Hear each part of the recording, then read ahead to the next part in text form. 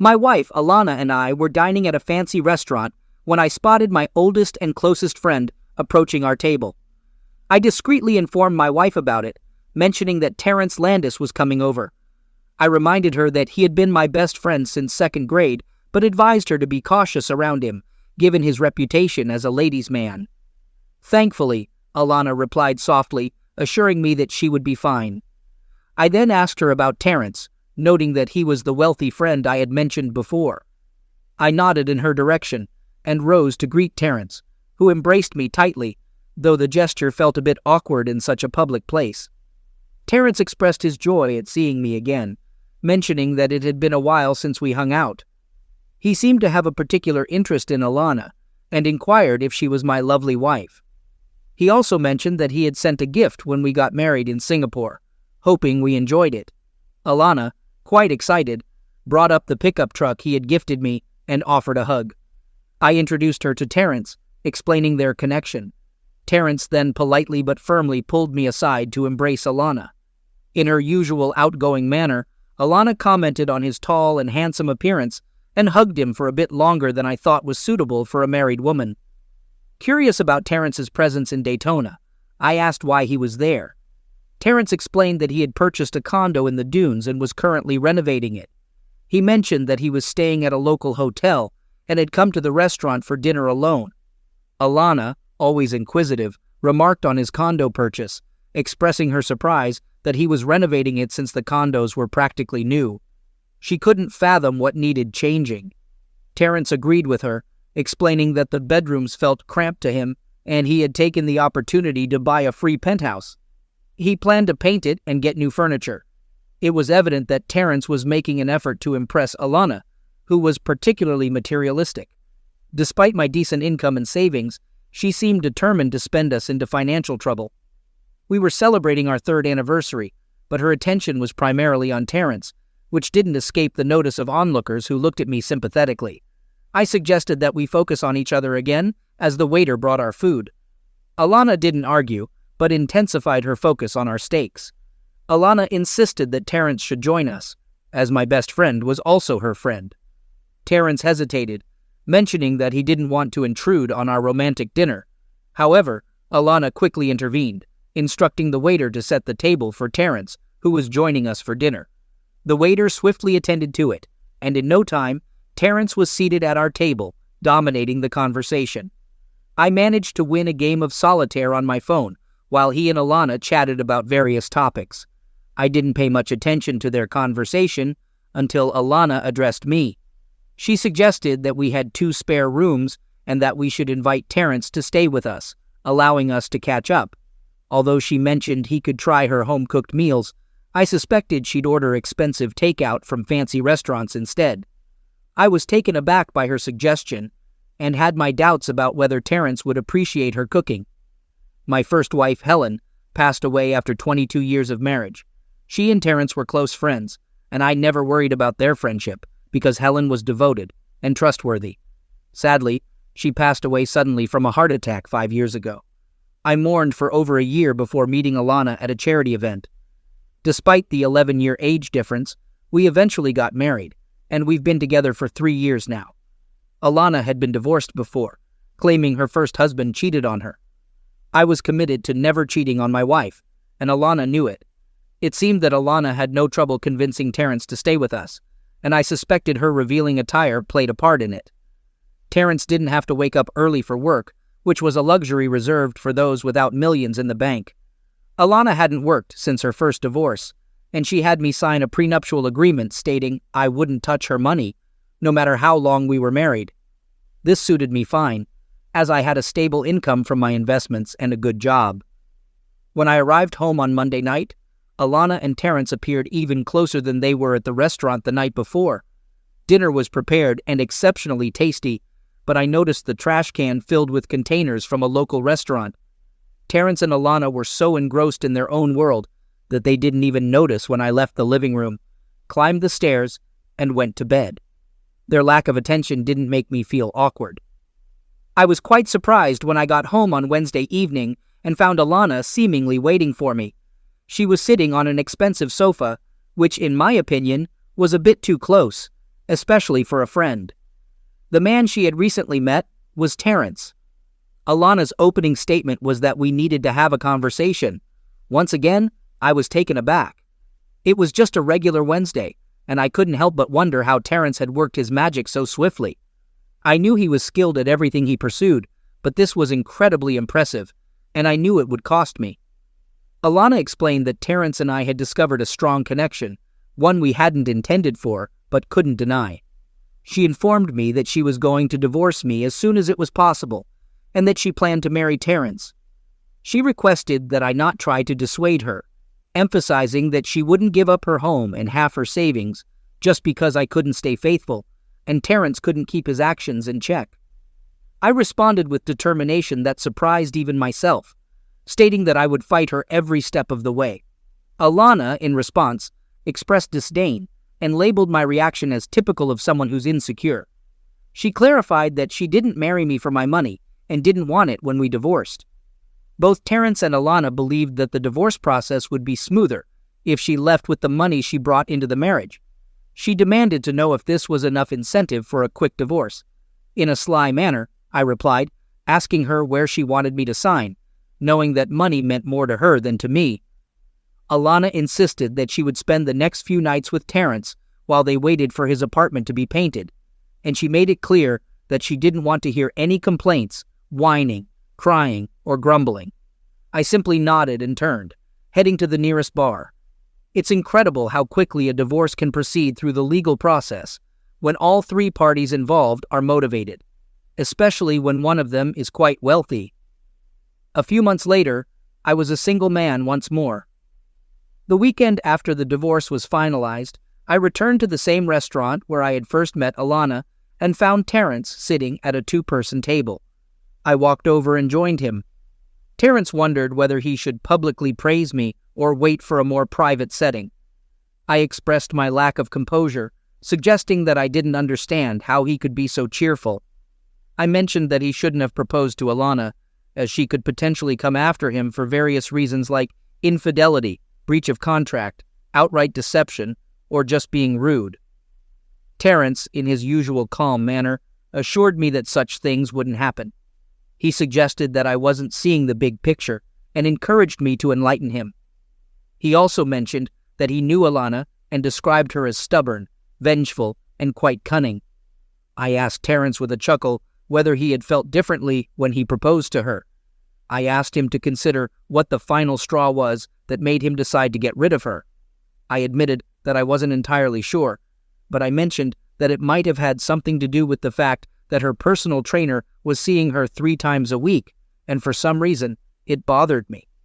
I explained that the thought of filing for divorce, even for infidelity, was unappealing because she would have received half of everything plus alimony. I added that this was why I had turned to him for help, expressing my surprise at his ability to persuade her to ask for a divorce by Wednesday. I commented that it was incredible and noted that his persuasive skills must have improved over the years. Terrence confessed that it had more to do with how his portfolio had grown over the years. He explained that once she realized how much money he had, she was able to seduce him instantly. He admitted that he would miss her in bed and mentioned that making love to my wife had been one of the highlights of his life. I said seriously that her unique talent drew me into this whole scheme. I acknowledged that Terrence did an excellent job freeing me from that money-hungry woman, but I wondered why he didn't care about how she'd react to being left without ever getting married. I suggested she might figure out the entire plan, given her conniving nature and cleverness. Terrence explained that he had the big picture in mind when he gave Alana a weekend at the Ritz, complete with a spa day as an engagement gift. I retorted, calling him a fool, and reminding him that Alana's personal trainer was now a masseuse at the Ritz, raising the possibility that she might have run into him. Terrence admitted that he had booked the spa for her and shared that he had visited her the previous night to see how delighted she was with his gift. He mentioned that he had a key to the room and that his phone was set up for video. I processed the situation and inquired if she had been with her former personal trainer, asking if there was a video and if she had cheated on him. I wondered if Terrence had been upset enough to call off the engagement. Terrence replied with a grin, stating that Alana was devastated by his unyielding stance, and it was the first time she'd ever done something like that. He assured me that it wouldn't happen again. I mentioned that I was on the same page as her in not being affected by the situation. Currently, Alana was out shopping, giving back the gifts I had given her, and there were tears and angry words involved. Terrence added with a big grin that I owed him dinner for convincing her to say she wanted a divorce on Wednesday. I acknowledged his efforts, saying he had saved me a lot of money, and that I'd love to treat him to dinner because he had always had my back, unlike Alana, who didn't understand what real friendship meant. Story 2. I'm Frank Grimes, and my wife is Peggy. We've been married for 2 decades and have 2 children, Mike and Emma. I'm returning home after dropping off Emma at university, and I'm looking forward to discussing my wife's affairs over the past 12 years. Her latest affair is the most serious, and now that our kids are gone, she wants to leave me for her lover. As I turn onto our street, I spot our house with the lights on, indicating she's home. I pull into the driveway, get out of the car, open the front door, and walk in. My wife sits on the couch, looking somewhat anxious, though I've never even raised my voice at her, let alone my hand. She glances at me and then at the 2 suitcases near the door. I focus on them too. Peggy, my wife, has left to take Emma to her first year at university. I'm sitting on the couch, waiting for my lover to pick me up. My suitcases are packed, and I've left Frank a note explaining my departure for another man. But my lover is running late, and I'm anxious about what might happen if Frank returns home first. My current lover is just the latest in a series of lovers I've had over the past 12 years. But this one is special, and we're deeply in love. I reflect on my past affairs during this time. My first lover was my tennis coach at the country club. He was attentive and caring, but he left without a word. Next was a work colleague, and our affair started on a business trip to New York, fueled by too much drink. It continued for over 2 years, mostly during company trips and late nights in his office. Then he vanished, rumored to have run off with a younger woman. After that, an old college friend and I rekindled our affair at a charity sale, which lasted 6 months. The most recent affair is with Tom, my best friend's husband. It began with innocent flirting at a barbecue and evolved into a passionate love affair. Now I'm waiting for him to pick me up, but he's running late and I'm growing anxious. Peggy, were you planning to leave with Tom, or did you intend to tell me about him? I point to a note on the table with my wedding rings placed on it. Frank picks up the note, drops my rings on the floor, and reads it. Dear Frank, as you can see, I left you for another man. It doesn't matter who. I love him and he loves me. We are going far away. Please don't try to find me. We had a good marriage and good times, but we've grown apart in recent years. It's time to say goodbye. Frank reads the note, smiles, and puts it in his briefcase. Then he turns to me and thanks me for the note, saying it will make things easier. He mentions a video of me with Tom in our bed, and I'm bewildered. Frank reveals that he's known about my affairs from the start and had me under surveillance. He shares that he got rid of my lovers to maintain a stable family for our children and avoid financial consequences in a divorce. Frank, let me share a little story with you. Back in elementary school, my closest friend was a boy named George Vanoni. He was a small kid who often got picked on, but I'd always step in to protect him, even if it meant taking a beating myself. Eventually, the school realized that messing with him meant dealing with me, and they didn't like the consequences. Our friendship continued through college and remains intact today. George's mother, whose maiden name was Gambini, belonged to the same Gambini family associated with the East Side. She had a desire to distance herself from the family's illegal activities, so they sent him to a regular high school and college. He pursued business and law as his majors, while I focused on business and accounting. Despite his mother's objections, he later joined the family business. As my investment firm prospered, I started handling their investments, which brought a sense of respectability to their financial endeavors. In return, I made a significant amount of money. George had always mentioned that he owed me a favor, and I eventually called in that favor when I learned about your professional tennis player. George assured me he could handle it, and soon, that player was no longer a concern. I became concerned when she appeared ill, so I fetched a bowl from the kitchen. Similar situations arose with your second and third lovers.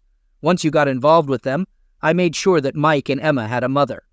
If you hadn't considered leaving me, they would still be alive. She inquired, with tears streaming down her face, if it was my fault they were gone. I explained that I believed Tom was also deceased. However, I genuinely felt relief that she was leaving me for Tom. The kids were now in college and didn't need her. Tom was alive and waiting for her to join him. The look of relief on her face was quite something. Did she really think I'd confess to being rude to 3 men and let her off the hook? She asked why I hadn't simply let her go with Tom. I clarified that before she left, I wanted revenge. I reminded her of our little dog Fifi and how I always cared for her. The meat labeled for dogs only, in the freezer, came from her previous partners after their demise. So every time I saw Fifi do her business, it reminded me that her partners were nothing more than garbage. But that wasn't all. Glute and thigh muscles made great steaks, and she had even commented on how tasty they were when I grilled them. I asked her to think about the last time she had them. This time she actually threw up, but she missed the bowl on her dressing. I continued, telling her that now she knew. I pressed speed dial on my disposable phone, and 2 burly men entered through the front door. I informed her that these gentlemen would ensure her rendezvous with Tom, and she could spend the rest of her life with him, knowing she was accountable for the souls of her former lovers. I bid farewell to Peggy and expressed my hope that she would face the consequences. One of the 2 men grabbed Peggy's suitcases, while the other escorted her to the waiting car. She didn't utter another word, as promised. They spent the rest of their lives together, driving in Tom's car for precisely as long as it took to reach the bottom of the old quarry, 10 miles out of town. Now, they're all together in the same place, 1 cheating partner and 4 wife-stealing individuals. I love my life, and I have the proof that my beloved wife Peggy left me for another man. On that significant day in August 2005, my friend, an 18-year-old high school graduate, burst into the door of our cozy 2-room apartment, and I couldn't believe my incredible luck. Her lifelong dream of becoming an actress had always seemed quite achievable to me, given her undeniable beauty and exceptional talent. This was unsurprising, considering her vibrant cheerleading background and active involvement in various school drama productions throughout her school years. With her whole future ahead of her, the acting profession appeared to be a reachable reality. While my girlfriend had always been resolute about pursuing a career as an actress, I was still contemplating the direction of my own life. I wasn't particularly interested in college and was content working at McDonald's, allowing my girlfriend to take the lead. However, that day marked a turning point. Filled with excitement, she shared the news that she had secured a minor role in a highly acclaimed blockbuster film. It was an incredible development. Though she only had 2 lines to deliver, it felt like a monumental step toward fulfilling her dream. She explained that the lead role in this fantastic opportunity was being played by a regular customer from Hooters restaurant.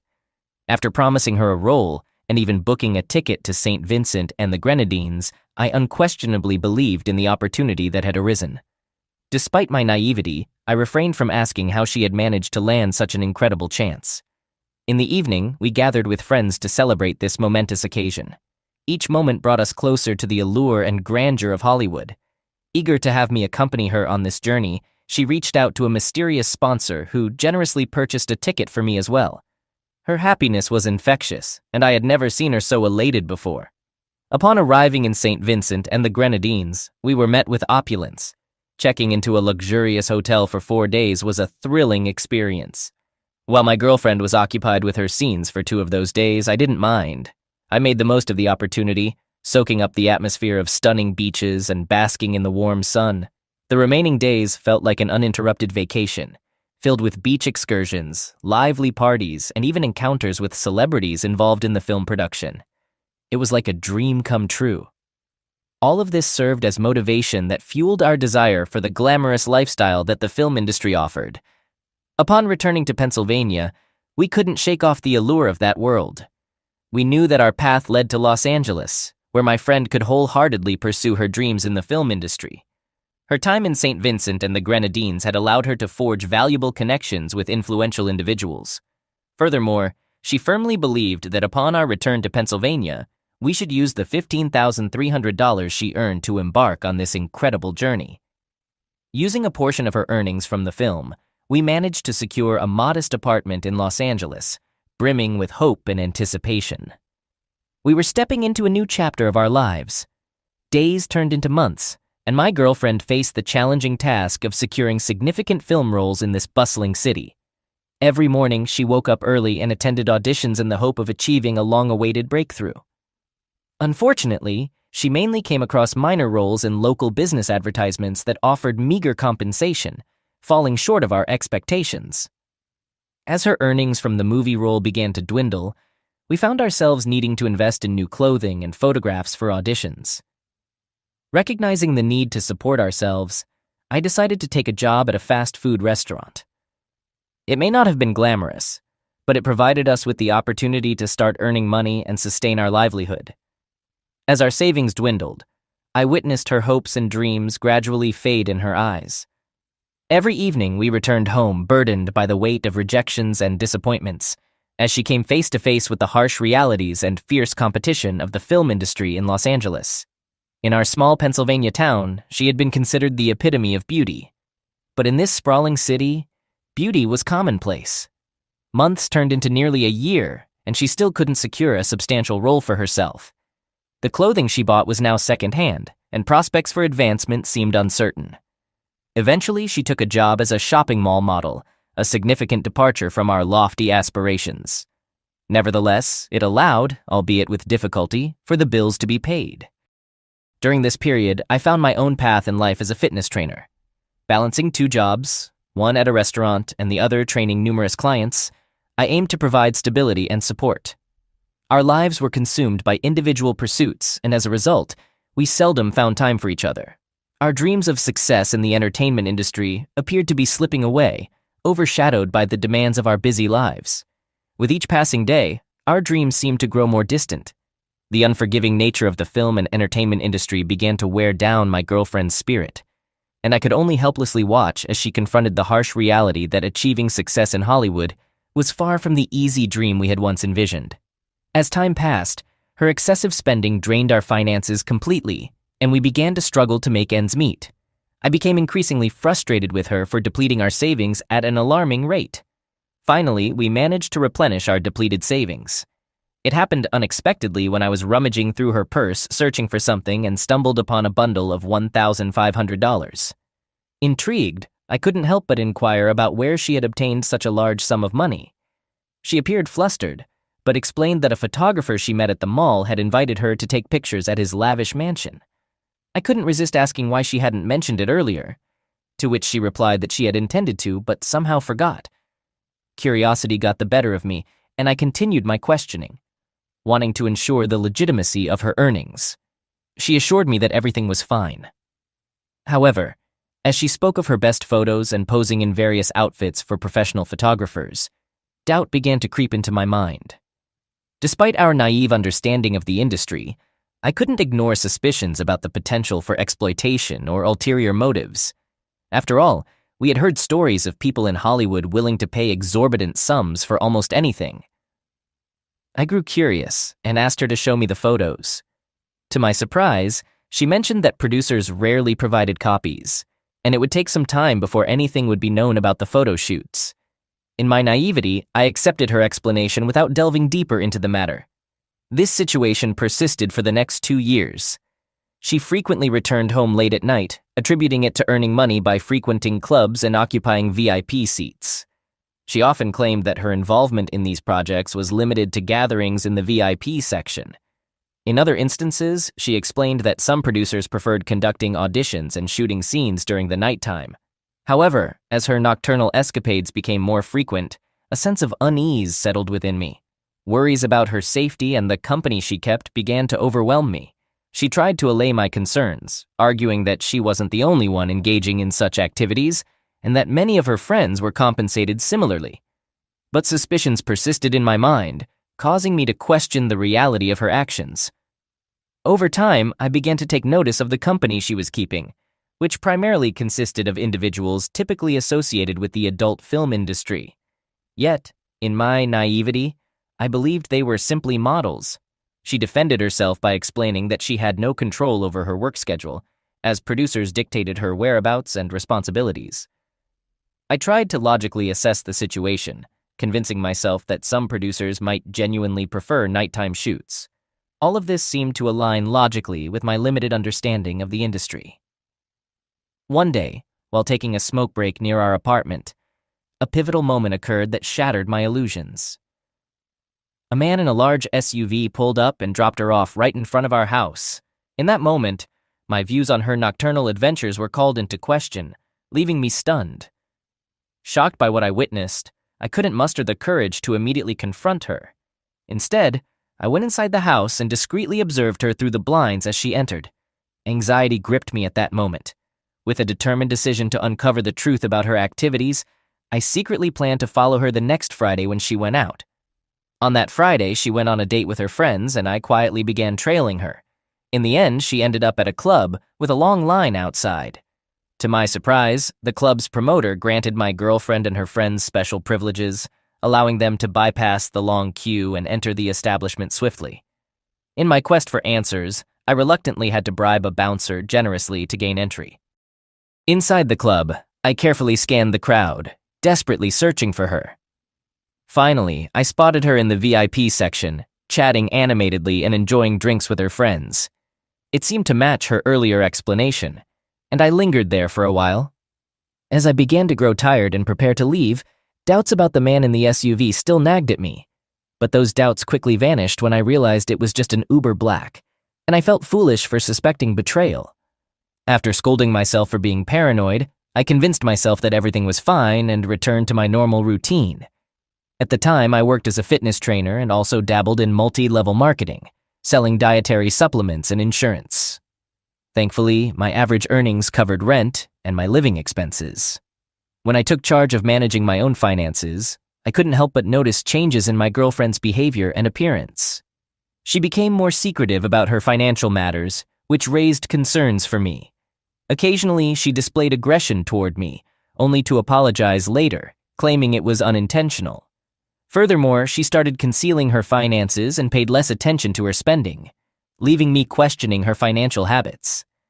Despite initially trying to brush these concerns aside, I couldn't ignore the significant decline in her financial stability. She began losing a considerable amount of weight, hardly ate, showed signs of excessive nervousness, and experienced sleep problems. She often slept for extended periods, causing me to worry about her well-being. In my attempt to address her health issues, I made sure she ate properly, attributing her behavior to stress. However, one night as I woke up, I noticed she wasn't in our bed. Baffled, I followed the noise coming from the bathroom, driven by anxiety. To my horror, I discovered my girlfriend using a prohibited substance in the bathroom. I stumbled upon a stash of illegal substances which caught her by surprise. In a panic, she attempted to hide everything but ended up spilling it on the floor. Her desperate actions to salvage the substances resembled a beggar clutching at scattered money. It marked a turning point in our relationship. Overwhelmed by emotions, both of us broke down in tears. She sincerely apologized and pledged to seek help and undergo rehabilitation immediately. It felt as though she had journeyed to Los Angeles, but lost not only herself, but also our connection along the way. Unflinchingly addressing her issues, she bravely kept her promise and checked into a rehabilitation center the very next day. Throughout her month-long stay at the clinic, she displayed genuine remorse and determination, clinging to the hope of overcoming this dark phase and resurrecting her dream. When she completed her rehabilitation program and returned home, she appeared revitalized and filled with newfound strength and resolve. A wave of relief washed over me. Her return was particularly significant as my birthday approached. We had a tradition of going all out for each other's birthdays, always striving to outdo ourselves and create unforgettable celebrations. One day she came home, casually tossing her purse next to me, and went to the bathroom. Curiosity got the better of me, and a few days before my birthday, I decided to search her bag. To my astonishment, I stumbled upon a CD labeled Pilot, and excitement and anticipation surged through me. Without hesitation, I popped it into the DVD player, eager to discover its contents, anticipating it might be a surprise related to me, or perhaps footage of a screen test she attended. I was utterly shocked and filled with anger as the unexpected truth unfolded on the screen. The video showed my girlfriend engaging in intimate activities with another man. It was an image I could hardly fathom. Overwhelmed by emotions, I stormed into the bathroom where she was showering, venting my anger and demanding an immediate explanation for her involvement in such actions. As she emerged from the shower, I noticed she was trembling, and she offered heartfelt apologies. She admitted that what I witnessed was initially meant as a one-time encounter, but had spiraled out of control. I could scarcely comprehend her words. Confused and in search of clarity, I asked her how long she had been involved in this industry. Reluctantly, she confessed that it had been ongoing for over a year. My confusion deepened when she struggled to provide an exact count of how many times she had participated in such activities. Citing the frequency blurred the boundaries and made it hard to keep track. What struck me even more was that the dates and timestamps on the videos coincided with the period when I believed she was in a rehabilitation center seeking help, not pursuing adult films for financial gain. Determined to rebuild my life, I cut off all contact with my ex-girlfriend and focused on my career as a fitness trainer and my involvement in multi-level marketing. Unfortunately, the latter turned out to be a pyramid scheme that was eventually shut down by authorities, dashing my hopes. Undeterred, I decided to invest my savings in opening a gym. However, the high expenses in California posed a significant challenge. Opting to join the Planet Fitness franchise, I seized the opportunity to open a small gym in my Pennsylvania hometown before leaving California. Wanting to be transparent, I reached out to my ex-girlfriend to inform her of my departure. Despite our breakup 6 months earlier, our connection remained strong, and our phone conversation stirred up emotions in both of us. She spoke of feeling abandoned, emphasizing that I had brought her to California and then abandoned her when she needed me most. Her words left me speechless, and I found myself immersed in memories of our shared youth and the dreams we once held together. Having made the decision to return to my hometown, I took the initiative to establish the Planet Fitness Center. As the business began to thrive, I also found solace in close relationships that brought joy and fulfillment back into my life. However, over time I heard unsettling rumors that my ex-girlfriend had turned to a life of street-based solicitation to support her illegal substance use. Initially skeptical, I decided to investigate and discover the truth firsthand. What I uncovered left me utterly shocked. The person I once knew had become a mere shell, devoid of the vibrant soul I had cherished. About 2 years after the opening of my gym, the situation took an unexpected turn. Everything had been going smoothly for me. The membership at my gym kept growing and it seemed like life was on a positive trajectory. But then, an unexpected and devastating piece of news reached me. My ex-girlfriend had passed away while with a client, having consumed an excessive amount of a prohibited substance. The moment I received this heart-wrenching information, chills ran down my spine, and I rushed home. Unable to contain my emotions, I sat on the shower floor, overcome by uncontrollable grief and tears. To this day, I still carry guilt and never cease to wonder if I could have done something differently. Despite reassurances from my therapist, pain and regret continue to weigh heavily on my heart.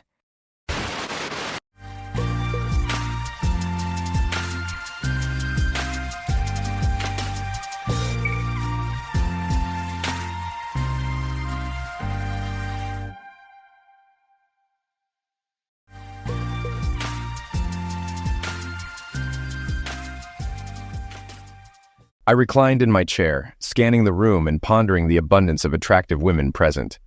Why did Mark Lavaliere opt for my wife? What made her agree, and why did she leave me? With our kids growing more independent and likely not returning home soon, Linda and I had already outlined our plans for when we have the house to ourselves. Months back, I had entertained thoughts about the future dynamics between Linda and me, assuming we'd grow closer with increased quality time together. Then it dawned on me abruptly. Linda's vision of the future might not include me. I felt utterly foolish. That realization swept away all traces of sadness, leaving behind a simmering anger. I could sense the concern in the gazes around the table, as if they feared my head might explode or I might do something foolish. Dee, sounding anxious, inquired, "You all right, Jim?" On the far end of the dance floor, seated in a booth, were 4 striking young women, visible over Dee's shoulder. Why hadn't Mark Lavaliere chosen one of them? I observed them briefly before bursting into laughter, startling everyone at the table. My laughter echoed so loudly that it drew attention to our group, tears streaming down my face. Once my laughter subsided, I wiped my tears and flashed a broad smile to everyone, realizing my life had undergone a profound change. I was no longer bound by monogamy. The concern for my wife's feelings vanished as she no longer cared about mine. All eyes were fixed on me. Turning to Dee with a smile, I removed my wedding ring and handed it to her, leaving her astonished. "Pass this along to Linda when you see her. I have matters to attend to." Standing up, I tossed a $10 bill onto the table. "That's for my drink. Since you were so supportive of Linda's infidelity, you can cover it." As I walked away from the table, my former friends called out to me from the club entrance. I pondered what I would say if they attempted to follow me. But one thing was clear. Any husband who disregarded my warning and pursued me would meet a broken nose. Lost in thought, I contemplated Linda's pursuit of selfish pleasure and my own intentions for self-indulgence. Upon reaching the hotel, I inquired about available full-size suites at the front desk. The clerk regretfully informed me of their unavailability, but suggested a honeymoon suite instead, listing its numerous amenities. "I'll take it. There's no need to keep the room I'm currently in since it's late at night already. I'll cover the cost for both rooms. My wife will remain in the original room, while I'll be in the suite," I informed the young woman behind the desk. She gave me a puzzled look. "I briefly thought you were arranging something special for your wife." After she handed me the key card for the suite and provided directions, I made a request. "If my wife inquires about the key to my room, please refrain from giving it to her. Actually, could you leave specific instructions not to disclose my whereabouts if she asks?" The young woman's expression turned curious, but she smiled nonetheless. "I'll ensure the hotel staff receives your instructions," she assured me. I returned to my previous room to gather my belongings, leaving Linda's items behind in the trash bins. Taking the elevator to the top floor, I marveled at the spacious honeymoon suite, complete with a jacuzzi on the expansive balcony with a city view. I had brought an expensive tuxedo along in case we decided to indulge in late-night drinks at one of the upscale nearby restaurants. Donning my jacket, I made my way back to the club, stopping by the ATM for some cash. Upon my return, a long line had formed at the entrance. Approaching the doorman confidently, I slipped him a $100 bill with a smile. In return, he opened the door and welcomed me inside. My former friends were seated at a table as I entered. Scanning the club, I hoped to spot what I had observed earlier, a table by the dance floor occupied by 4 stunning young women. There were no men accompanying them, indicating it was likely a bachelorette party, which suited me perfectly. Walking through the club, Dee spotted me and attempted to wave and call my name as I passed their table. All eyes turned to me, but I paid them no heed, crossing the hall to approach a table occupied by 4 women. "Why are 4 lovely ladies sitting without company?" All 4 smiled at me, with the taller brunette laughing heartily and explaining, "We're here for our friend. Some idiot left her for another woman, so we're here to lift her spirits." The brunette seemed a bit tipsy. "Well, if you don't mind, I'd love to dance with your friend and help cheer her up." I turned to the petite redhead who smiled and offered her hand for me to help her out of the booth. As we danced, I inquired about her name. "Samantha. I'm Jim," I introduced myself. "How could someone be foolish enough to let go of such a beautiful woman?" She responded, "Because he's an idiot." We shared a laugh as we continued dancing and chatting. Samantha shared that she was studying nursing in college and grew up nearby. As a slower song began, we kept dancing. With the music now softer, Samantha asked, "Are you married, Jim?" I confessed we were no longer together. "Was it your wife who danced with Mark Lavalier earlier?" "I noticed she disappeared after that dance," Samantha remarked. "You weren't the only one who noticed, Jim." I flashed Samantha a sincere smile. "Looks like you discovered our breakup at the same moment I did." Samantha returned the warmth with a smile, and we danced closely until the song's end. Both of us had recently experienced heartache from people we cared about, and holding each other felt comforting. As the music ceased, we made our way back to Samantha's table. Addressing the others, Samantha declared, "I know we agreed no men would join us, but I want Jim to stay." The brunette, teasingly playing with us, responded, "I don't know, we did say no guys." "How about I treat us to a couple bottles of champagne to make up for it?" I proposed. "I'm not sure. A deal's a deal," Samantha countered. She smiled at her friends and added, "We saw Mark Lavalier leaving with his wife." In unison, they exclaimed, "Didn't see a damn thing." 3 of the ladies shifted around the booth to accommodate Samantha and me. Before I could inquire about their names, the blonde beside Samantha questioned, "Do you two have an open marriage?" "Absolutely not," I affirmed. Then another blonde chimed in. "What did she say to you?" "Nothing. She claimed she was going to the restroom but slipped out the back of the club with Mark. I gestured with my thumb over my shoulder, and all my former acquaintances covered for her. Just then, the waitress approached.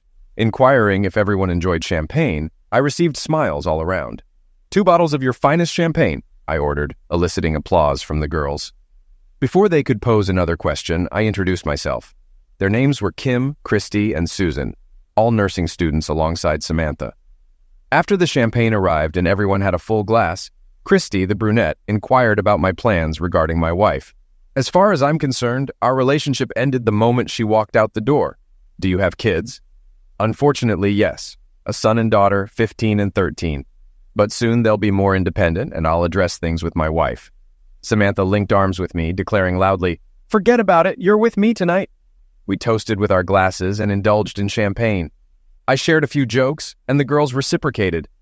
Laughter and drinks flowed as they danced with guys and each other, while Samantha remained seated with me, her arm around me. As the evening wore on, Christy became upset, abruptly rising from the table and dashing off. We all turned to see where she went. Apparently, Dee had approached to talk to me, but Christy intercepted her near my ex-friend's table.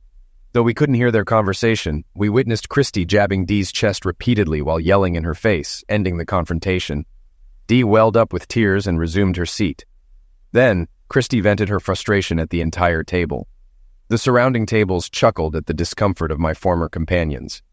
Upon Christy's return, Kim and Susan exchanged high fives with her. Christy sipped her champagne, flashed me a smile, and declared, "None of these fools are coming near our table for the rest of the night." Glancing back at their table, I noticed they were all getting up to depart. Both Jane and Dee appeared teary-eyed, and none of them glanced our way. "What happened, Christy? I saw that woman muster the courage to approach you," I questioned. "So I pushed her away and let them know exactly what I think about those who aid cheaters. You left quite an impression." "They obviously hoped I'd forgive Linda to ease their consciences. For that, I owe you a kiss." Samantha seized my head, playfully protesting, "Oh, you really shouldn't." Then she kissed me fervently, egged on by the other girls. After breaking the kiss, Samantha bestowed a sweet smile upon me. Kim teased, "Get a room, you two." "Actually," I interjected, "I have a suite in a hotel nearby, and you ladies seem unfit to drive. If we hurry, we can still have champagne delivered to our room." After settling the bar tab, the 4 of us made our way to the hotel. Samantha clung to my arm while the others leaned on us for support. During the reception, I ordered 4 bottles of champagne for our room. When I mentioned to the receptionist that it was a honeymoon suite, the ladies burst into giggles. Riding the elevator, they began singing the wedding march. Samantha blushed deeply but held on to me even tighter. As we neared our room, the ladies joked about me carrying the bride over the threshold. Samantha looked at me with her captivating eyes and said, "You don't have to if you don't want to." I pushed open the door, scooped Samantha into my arms, and carried her inside. Once in the room, Samantha embraced me and kissed me passionately. The ladies found it amusing, but their teasing ceased when Christy spotted the jacuzzi on the balcony. Before I could set Samantha down, they had all stripped down to their bras and underwear and were in the jacuzzi. Setting Samantha down, she continued to hold my hand and smile at me. There was a knock on the door. "Champagne delivery for your room," the voice announced. We brought the champagne to the ladies, who joked and giggled. Susan insisted I was overdressed and urged me to undress. I laughed, explaining I was keeping Samantha company. They playfully urged Samantha to join them in the jacuzzi, but she simply smiled and led me back to the room. We headed to the bridal suite, while one of her friends sang the wedding march from the balcony, laughing hysterically. The next morning, I awoke with Samantha wrapped around me and 3 other undressed ladies sprawled across the king-sized bed. They must have joined us later. As Samantha and I got out of bed, she watched me. I smiled at her and she returned the gesture. "Did you enjoy yourself, Jim?" she asked. "Yes, it was the best night of my life. Any regrets?" "Absolutely none." "Join me in the shower," Samantha beckoned, slipping out of bed and pulling me towards the bathroom, eager to try something new that I had never done with Linda. Once in the shower, I lifted Samantha up and positioned her on my hardness while standing. Pressing her against the wall, she wrapped her legs around my waist. Although the standing position was challenging, it led to one of the most intense peaks I had ever experienced. Samantha had already climaxed twice, each time loudly. Exiting the shower, Samantha and I discovered that our passionate lovemaking had awakened the other ladies. Despite their hangovers, they were in good spirits, ordering room service and sipping mimosas. Christy remarked, "I can't wait to try that shower. You two made it sound like it's the best shower ever." The three girls burst into laughter as Samantha and I exchanged smiles. After everyone had showered and departed, except for Samantha, who requested a ride home, she nestled close to me during the drive. "Jim, I understand what your wife did was awful, but you still have the option to reconcile with her. If not, I'd be happy if we could see each other again," Samantha expressed hopefully. "I would like that, Samantha. Right now, I'm not inclined to return to my ex-wife. I had a great time with you. You're what I need at the moment. So give me a call if you think we can make it work," I replied, kissing Samantha at her doorstep. As she opened the door, Christy greeted me from the couch with a smile and a wave. Exiting, I realized that I was postponing a decision regarding Linda. Returning to the club had been a spontaneous response to her infidelity. While it didn't resolve my issues with Linda, it certainly lifted my spirits. Upon arriving home, I took a moment to unwind, sinking into a chair in the dimly lit living room. Lost in thought about how to navigate the end of my fractured marriage with minimal impact on my children, I didn't bother flicking on the light. Eventually, after an indeterminate amount of time, I heard a car pull into the driveway, followed by the sound of keys turning in the lock. Jim, I'm home," her voice echoed, mirroring the tone I was accustomed to hearing upon her return from errands. As she shut the front door and flipped on the light, I turned to face her. She appeared unchanged. The same blue dress draped over her, dark hair cascading down her back, familiar features, rings adorning her fingers. Everything remained unchanged. It was as if nothing had transpired, as if she hadn't spent the entire night and morning betraying me with another man. This can't be real, I thought, expecting some visible difference, a trace of guilt or shame etched on her face. Yet there was nothing. It's just me, same old me always, she remarked with a gentle smile, fully aware of my inner turmoil. Nothing's altered here. My love for you is as steadfast as ever. I wish I could say the same. Hearing my own words, I realized the detached tone I adopted. Jim, with the countenance of a man devoid of emotion, I mused, gazing at Linda before gesturing toward our bedroom. Don't start. Go take a shower, I instructed firmly. Despite attempting to interject, Linda eventually obeyed, retreating upstairs. After her shower, she returned downstairs. Jim, where are my clothes from last night? She inquired. I believe they're still in the hotel room where you left them. You didn't bring them back? No. As if on the cusp of reproach, Linda hesitated, realizing any criticism of my actions would only amplify her own misdeeds. Instead, she lapsed into silence, recognizing the futility of such an argument. Why did you leave them, Linda? She sighed in response. It was Mark Lavalliere. He's wealthy and renowned, able to have any woman he desires. When he asked me to dance last night, I felt like the most sought-after woman in the room. He made me feel truly special, Linda gushed, still basking in the glow of the previous night. As she spoke, it was evident she had become lost in reminiscing about the moments shared with Mark, completely disengaged from our conversation. It was in that moment that I realized it was truly the end. Linda will forever treasure her time with Mark Lavalliere more than any moment with me. I was merely an afterthought, I reflected. Do you love him? I inquired. No, I don't love him. It was merely physical. I love you, Jim, Linda replied. You hesitated, I pointed out. Linda, I recognize what that look means. You would have gone with him if he'd asked.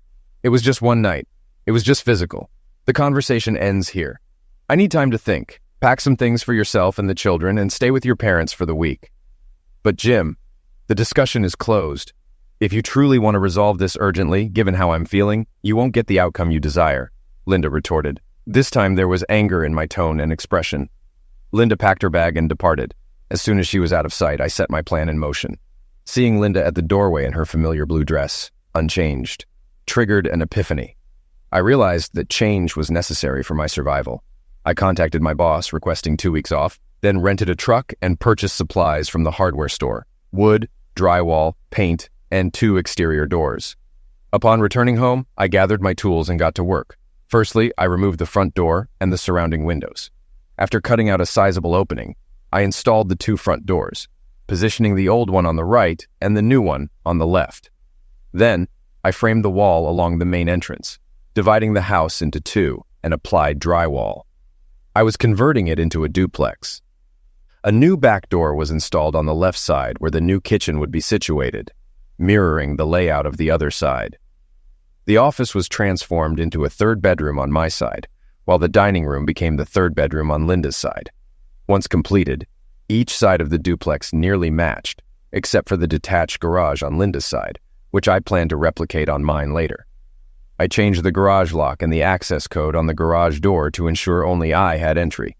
Additionally, I erected a fence in the backyard, dividing it precisely in half, thus creating a duplex. I made daily calls to my children, informing them of my ongoing house renovations. Despite Linda's persistent request to talk, I insisted I wasn't ready to listen. A few days later, I reached out to Samantha, eager to hear her voice and perhaps arrange more time together.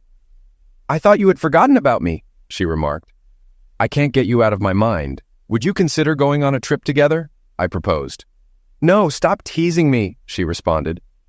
"I'm serious. I was thinking of a weekend getaway, just you and me," I clarified. "Really?" Samantha's interest was piqued. "Yes, how about the Bahamas?" I suggested. "Sounds tempting." "Can you get away this weekend? Fly out on Thursday and return on Tuesday?" I asked eagerly. Yes, I'll just grab my phone and passport. We can buy everything else there," Samantha agreed. After exchanging excitement about our upcoming adventure, I bid her farewell to finalize my travel arrangements. A spontaneous trip to the Bahamas wasn't cheap, but why not take the chance? If Linda decides on a divorce, she'll receive half of our savings and my salary for child support. It amused me to think of it as Linda indirectly funding part of the trip with Samantha. I transferred our savings into a bank account solely under my name and redirected my salary to that account. While I doubted Linda would cancel the credit card, I wanted to ensure access to funds just in case. Working tirelessly for 16 hours a day, I managed to erect most of the walls, albeit with some areas left unfinished on my part.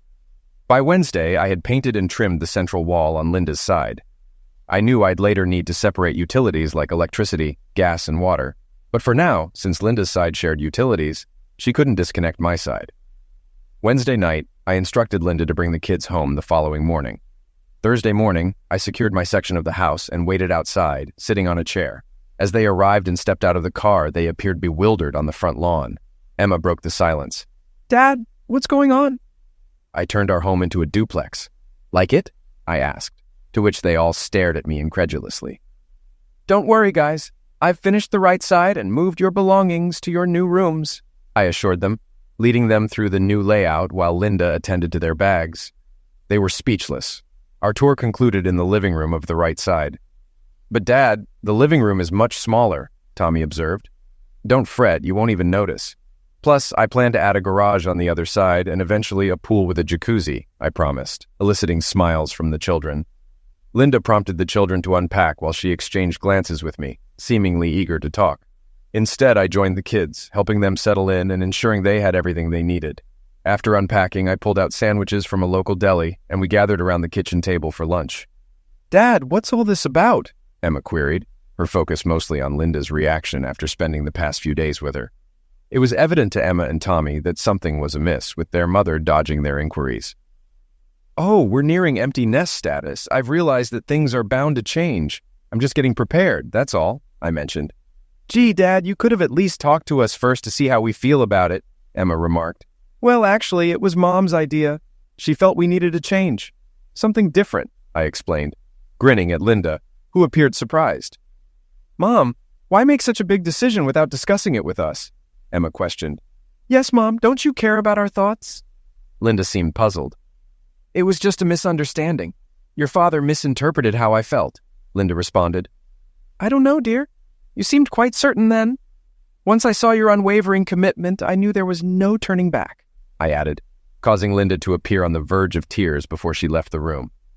Tommy asked, "What's up with Mom lately? She's been crying over everything," I relayed. I shrugged and suggested they ask her. Before Emma could ask more, I informed them of my planned trip out of town, ensuring them I'd call every evening but be unreachable otherwise. I kissed their heads and swiftly made my way to the door. I wondered if they noticed my lack of goodbye to their mom, who was in the bedroom. I picked Samantha up and we hit the road. It was an incredible experience. First-class flights, a luxurious resort, and royal treatment. A weekend filled with sun, sand, waves, food, and drinks. Simply fantastic. Samantha was genuinely appreciative and showed her enjoyment at every turn. By the time we headed back, we were both bronzed and so familiar with each other's bodies.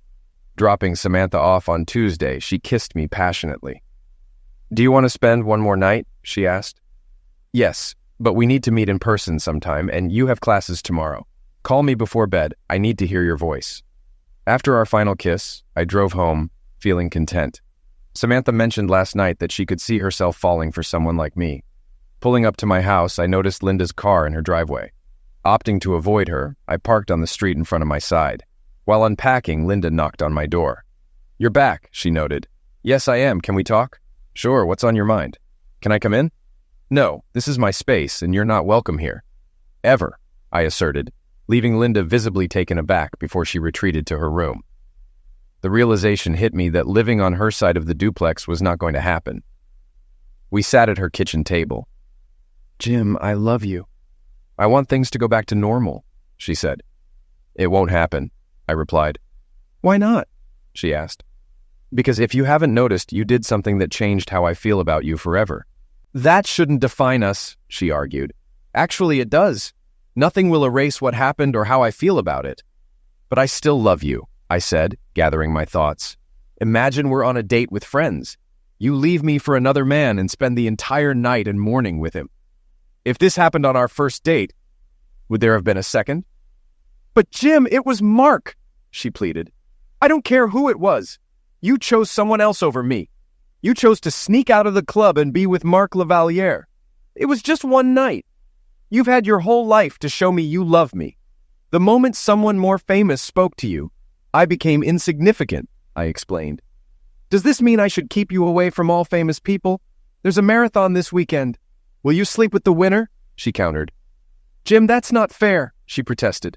In a calm voice, I responded, "So, now you want fairness? You want a chance to minimize what you did, to talk me out of my anger, to shame me for feeling betrayed.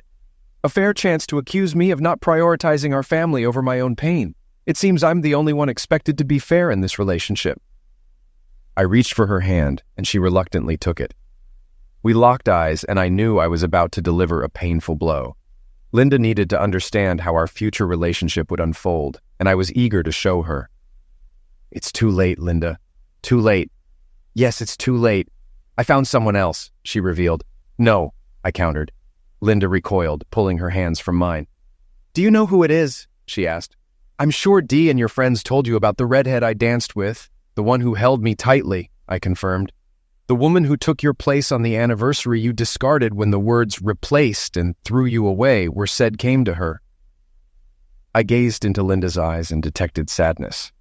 I understood that Dee must have sent Linda pictures of Samantha and me dancing closely, resembling lovers. With simmering anger in her voice, Linda asked, "Are you doing this to retaliate against me? Introducing some 24-year-old girl to me to even the score?" "Actually, she's 21. I spent 4 days with her in the Bahamas. Remember that dream vacation we always talked about? It was fantastic." I knew I wore a broad smile as I spoke, unable to contain my excitement. The weekend truly had been remarkable. Linda glared at me once I finished speaking. I sensed my words had stoked her anger. I knew my lingering smirk only fueled it further. Reminding myself of the children, I took a deep breath, willing my face to relax and the grin to fade. Linda's eyes burned with fury, indicating she was about to unleash a torrent of condemnation. But upon seeing my grin resurface, she realized I anticipated every word she intended to utter. Linda froze. Then she let out a slow exhale, shut her mouth, and rested her hand on the table. We sat in silence, locked in a stare. I could tell Linda wanted to lash out at me, to scold me for my actions. However, she recognized she had lost her moral high ground. The leverage she relied on in our relationship was built on love and trust, qualities she had casually discarded for a single night of passion. It dawned on Linda that her actions had exacted a heavier toll than she had anticipated. I'm certain that when Linda made the decision to be with Mark, she believed she was just cashing in some of the chips she had accumulated throughout our marriage. It finally dawned on her that she had recklessly put everything on the line. Linda sat silently for a moment, her hands clasped together on the table, staring off. "It doesn't matter. I love you." Yes, you keep insisting that your love holds special significance. But why should I value your love when it's clear that my love for you means nothing to you after what you've done? So why should I care about your love? But I don't want to lose you. Well, I fail to understand how you thought you could shatter my trust completely and still expect to keep me. You took me for granted, and now you don't deserve me. Linda appeared bewildered. I'm going to my place. There's still a lot of work to be done around the house. I'll be back for dinner with you and the kids. Please don't bother me until then. I stood up and headed back to my apartment. Linda wept as I departed. Leaving Linda was incredibly painful. I longed to embrace her like before, but deep down I knew there was no returning to what we once were. The Linda I knew as my wife was gone and would never return. Anything I have with her now will serve as a painful reminder of everything we could have had, everything she carelessly destroyed without a second thought or a hint of remorse. Before dinner, the kids and I ventured to my side of the house to explore. I showed them the new kitchen area and my plan to replace the back wall with glass overlooking the pool. They seemed concerned. As they observed the fence dividing the backyard, they grasped that this side would be mine. Then I indicated where their new rooms would be on my side of the house. Dad, why do I need 2 bedrooms here? Tommy inquired. Because this side is going to be my home, and that side will be your mother's home, I explained. Emma, are you and Mom getting divorced? Tommy asked. Dad, Mom won't say anything no matter how many times we ask, Emma added. No, we're just separated. I don't want to be a weekend dad, so I thought it would be best to split the house, and you two can choose which side you want to live on. Just as we were about to continue, Linda popped her head through the front door to announce that dinner was ready. We ate in silence, with Linda appearing tense. It was evident that the children had picked up on more than we realized. Tommy blurted out too loudly, I'll move in with Dad once he's done decorating my room. Linda's face registered shock. Dad told you we're splitting up. We're not. It's just a misunderstanding, and we're still discussing it, Linda clarified. Emma slammed her hand on the table and exclaimed, Who's changing? I want to know. Emma and Tommy exchanged looks between Linda and me. I locked eyes with Linda, who avoided my gaze and stared at her plate. When Linda began to cry, the children got their answer. I informed the children that their mother was exhausted and needed rest. Guiding Linda to the bedroom, I assisted her in undressing and tucked her into bed. Planting a quick kiss on her forehead, reminiscent of comforting a child after a nightmare, I switched off the light and closed the door. My focus shifted to Linda, akin to handling a grown child who had committed a grave offense and faced a lifelong sentence. While I still harbored love for her, she was no longer a prominent figure in my daily life or thoughts. Initially, I checked on Tommy in his room. He lay on his bed, engrossed in correspondence with his friends. When I asked if he wanted to talk, he declined. Proceeding to Emma's room, I found her angry and tearful. Why did she do this, Dad? She questioned. You'll have to ask her. Forgiveness isn't easy, I replied. Then I don't know if I can forgive myself, she lamented. I understand, but I want us to remain a family, I reassured her. We are. I just won't share a room with Mom anymore, she declared. We embraced, exchanged declarations of love, and I returned to my part of the house. This became our new routine. As I typically left for work before the kids woke up, our mornings remained unchanged. Linda and I continued to split responsibilities for shuttling the kids to their various activities and events. Family dinners persisted in Linda's section of the house whenever possible.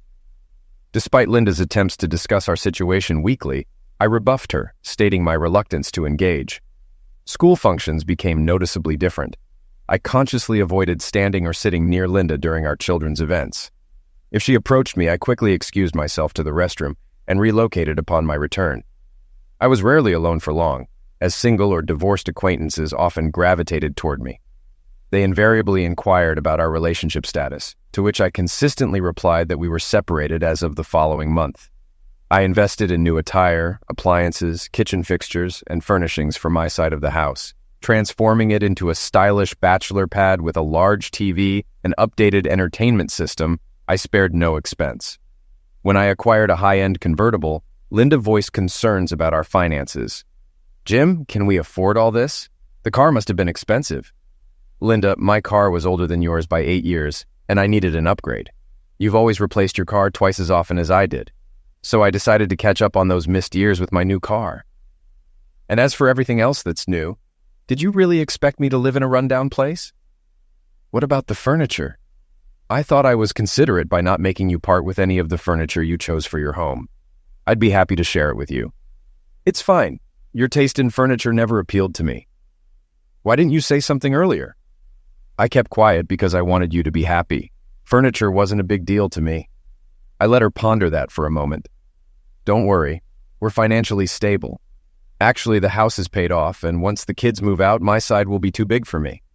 I plan to rent it out for extra income, so money won't be an issue. Linda flashed me her most approving smile, the "someone's getting lucky today" smile, and reached out to pat my shoulder. I'm not complaining. I like your new car, and you look great in your new clothes. Thanks. I can't take all the credit. Tommy and Emma wanted a convertible to drive, and Samantha helped me pick out the clothes and furniture. Turns out we have similar tastes. At the mention of Samantha, Linda's smile faltered, and her hand dropped from my shoulder. Oh, I was just curious. With that, she turned and walked away. I hadn't meant to flaunt Samantha in Linda's face, but she was becoming a significant part of my life. I also realized that I often thought about Samantha and seldom about Linda's feelings.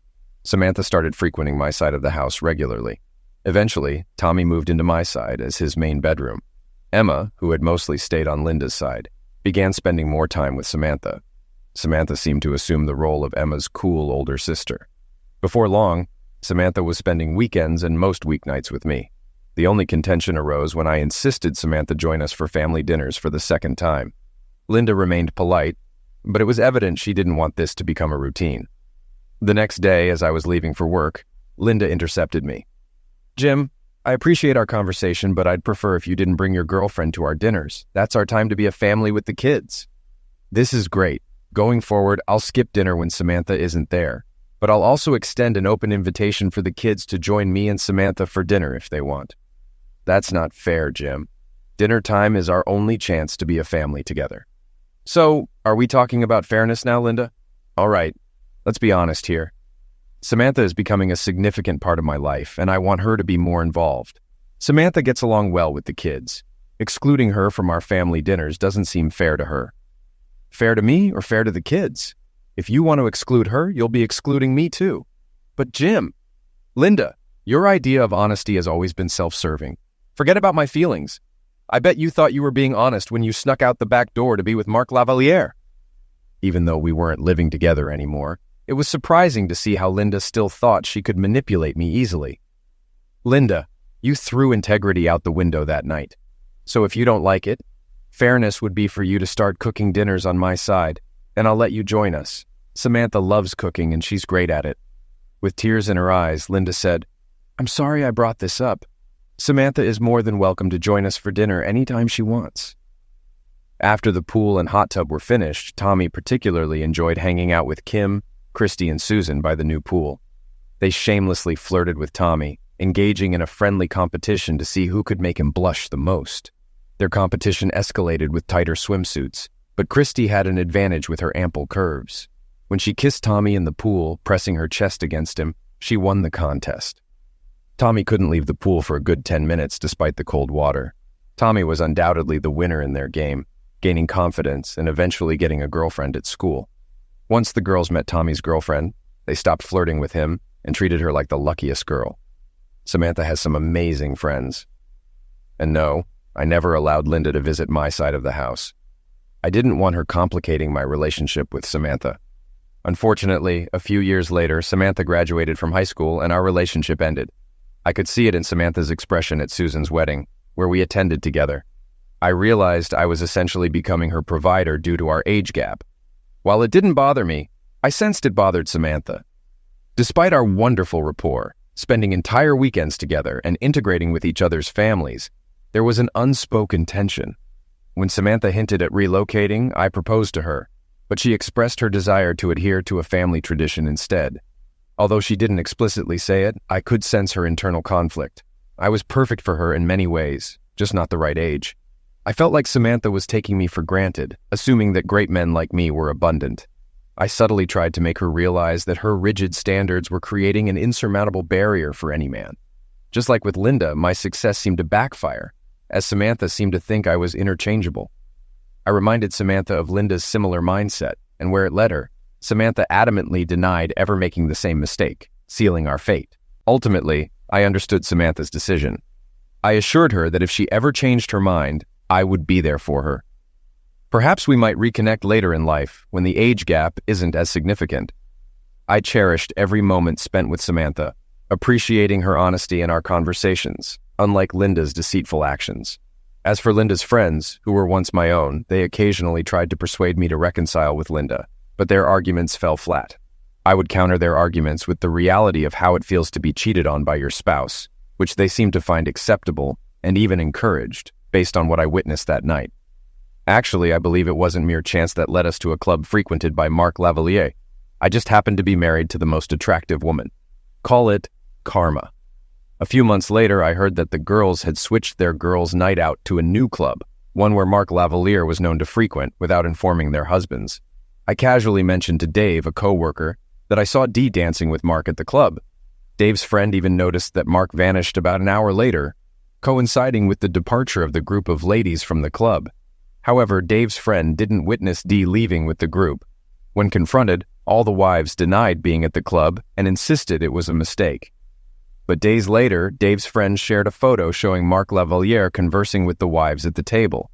Eventually, the wives admitted their presence at the club, but each claimed no one left with Mark. However, their conflicting stories eventually revealed the truth. Reluctant to betray their friend, the wives refused to identify who left with Mark. By the time they disclosed it was Dee, the damage to trust had already been done, according to what I heard. During a meeting of husbands to compare their wives' accounts, Dave aptly summarized the situation.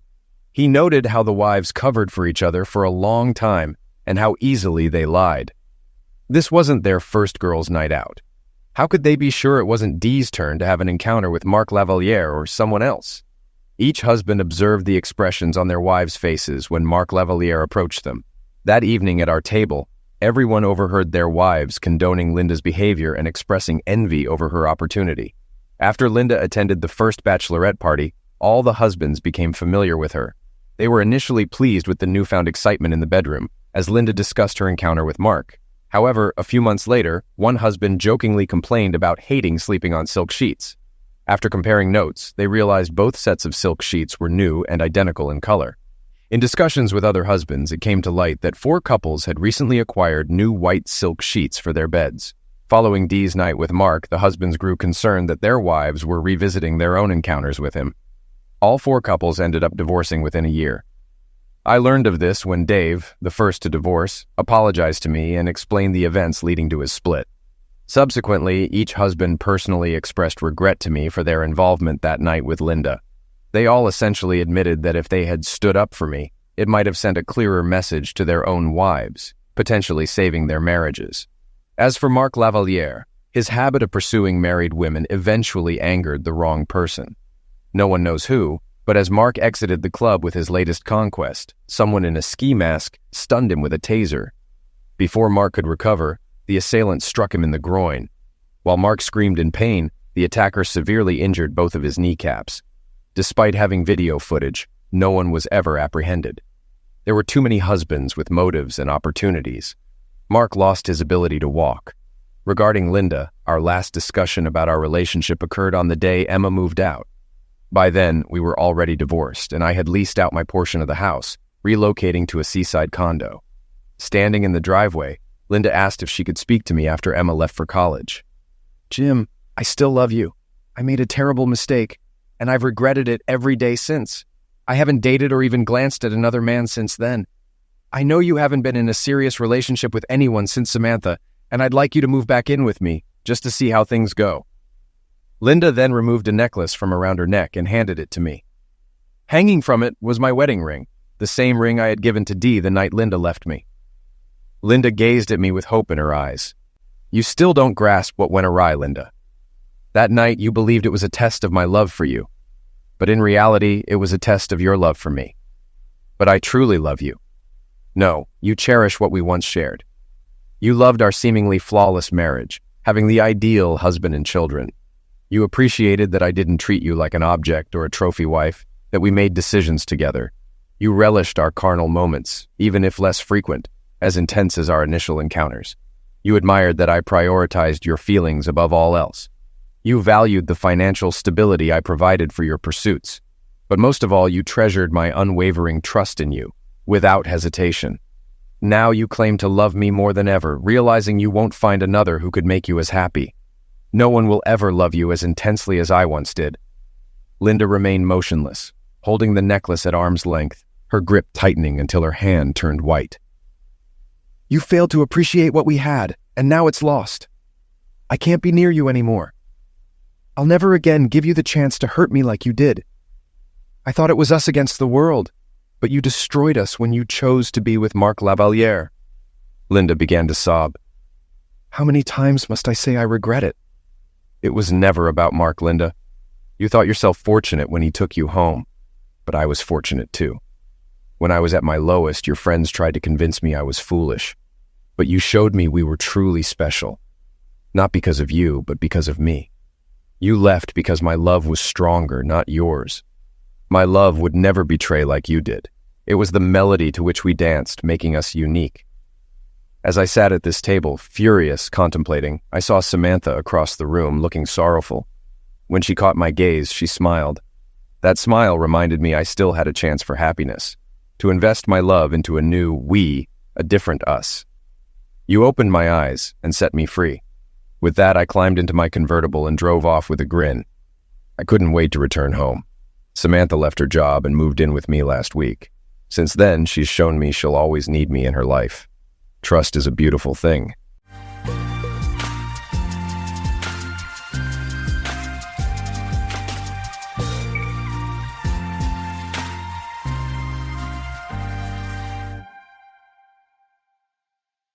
Cheating wife comes home to find her lover unconscious and her husband gone without a trace. Nick and Jana Sill were out partying on Friday night. She was eager to have a good time and indulged a bit more than usual in her favorite wine. Lana, Jana's closest friend, and her husband Steve hosted the party and decided to kick things off with a game of truth or dare.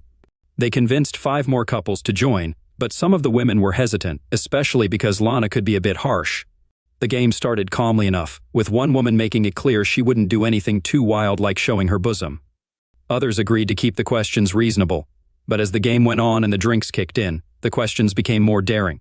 One woman suggested that any inappropriate questions could be ignored. Eventually, it was Lana's turn again, and she asked Jana, "Truth or dare?" Jana chose truth. "Who was your best lover?" Lana asked. "I suppose it's Nick," Jana replied, influenced by the wine she had consumed. With a giggle, Jana added, "Just kidding." There was a collective sigh of relief. Lana teased Nick, saying, "Well, if you're not number 1, you better fight for it." Nick's reaction was a mix of embarrassment and anger, evident from his flushed face. Jana quickly realized her mistake and tried to rectify it. She assured everyone she was just teasing Nick and that he truly was her best lover. Nick got up, muttered something about needing a beer, and left the game, not returning. Comments like, "Oh my God, Jana," and "Ouch, that's gotta hurt," filled the room. "I thought the dumb blonde stereotype was a myth, but damn, you just told your husband he's second best in front of everyone. Is he even second or is it worse?" Lana, supposedly Jana's friend, remarked. Jana attempted to get up, saying, "I was just kidding, damn it. I'm your friend," Lana suggested. They all helped calm Nick down, feeling the urgency to fix things. Even in her intoxicated state, Jana knew it wouldn't be easy to soothe her husband. She found Nick near the TV screen, not paying attention to the game. "I'm sorry, baby, I was just a little drunk. I thought it was funny, but clearly not. Please come back to the game, let me make things right," she pleaded. "No, just stay away from me. I'm leaving," he replied, standing up to say goodbye to others nearby. Lana approached Jana, asking, "Where's he going?" "Home. I need to apologize before he leaves. I messed up big time," Jana said, about to catch up with Nick. "Let him go, please. Right now, he doesn't want to hear anything from any of us," Jana said, tears welling in her eyes. "That idiot. Stay here, I'll go find him," Lana offered. "No, Lana, don't. You'll only make it worse," Jana pleaded.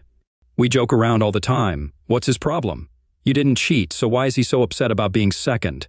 Lana chimed in, trying to be supportive. But Jana's response wasn't what she expected. Instead of agreement, sadness and shame clouded Jana's expression. Lana immediately caught on. "Oh my God, Jana, you did it," she whispered. "Please don't say anything. If Nick thinks anyone else knows, my marriage will be over. Promise me, Lana." "Not a word, not even to Steve," Jana implored. "All right, I won't say a thing, but once you're sober, we need to talk," Lana agreed. "I need to go home. He probably won't talk to me, but I have to try." Jana murmured quietly as she headed towards the backyard gate. Lana returned, declaring, "I'm taking her home to make sure she gets there safely." By the time Lana caught up, Jana had already disappeared through the side door of her house. "Jana!" Lana called out, but Jana just waved and disappeared inside. Jana immediately went upstairs, changed into a nightgown, and climbed into bed. She reached out to touch Nick's shoulder, hoping for a reassuring kiss, but he remained still, unresponsive. Running her nails down his back, she tried to elicit some reaction, but he stayed motionless. She thought she saw a tear escape from his eye. In a final attempt to ease the tension, she whispered in his ear, "Honey, I'm so sorry. I didn't mean it. I love you." But instead of acceptance, he snapped back, "Don't lie to me. I know what you said and what it means. Or just go to hell and leave me alone." With that, he got out of bed, stormed into his den, and slammed the door shut. Jana cried herself to sleep. Morning came late, the events of the night keeping her from her usual early start. The kitchen was bare, no coffee brewing, no dishes in sight. It was clear Nick had left in a hurry, avoiding a face-to-face encounter. Jana felt a deep sense of sadness. Her guilt weighed heavily on her, her mind replaying the hurtful truth she blurted out in a moment of drunken candor. "Actually, no," she had said loud enough for everyone to hear. Their friends couldn't mistake the implication. It seemed far from a playful tease.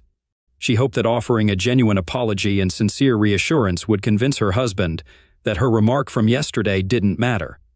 Unfortunately, her apology was insincere. She was resolute in keeping this truth, as well as the reasons behind it, hidden from him and everyone else. Desperate to rectify her mistake, Jana decided to send her husband a message expressing her regrets about the previous night. "I'm so sorry about last night. With the kids on the way, I felt Lana's party was my last chance to unwind a bit. Admitting I went too far is an understatement. I was so out of it that I thought my behavior was amusing, maybe even playful. I believed I was teasing you, my dear hubby, as any wife would. But the look on your face made it clear I'd made a mistake." Lana chiming in with her own remarks is just her personality. She's unaware of our history and probably meant it in jest. "You know she holds you in high regard. Please don't blame her, baby. That's not what I intended. You're the best to me in every way. Forgive me for acting foolishly under the influence, failing to realize how my misguided attempt at humor could hurt you, my beloved. I love you with all my heart. Please come home or at least call me. I love you." With the coffee brewed, Jana sat at the table, holding her head in her hands. She repeatedly questioned aloud why she had said something so foolish. Her phone rang briefly, raising hope that it was Nick, but it turned out to be Lana. Jana initially ignored the call, but Lana called again shortly after, prompting Jana to answer. This conversation was inevitable. "Yes, Lana, what's going on?" Jana asked. "Last night you started to tell me something and then stopped." "It's not like Nick to react that way over an innocent joke," Lana said. "No, it's not what you think," Jana replied slowly. "I'm coming over," Lana decided. "No, that's not a good idea," Jana protested. "Just put on the coffee." "I'll be there in 10 minutes, Lana instructed, not waiting for a response before hanging up.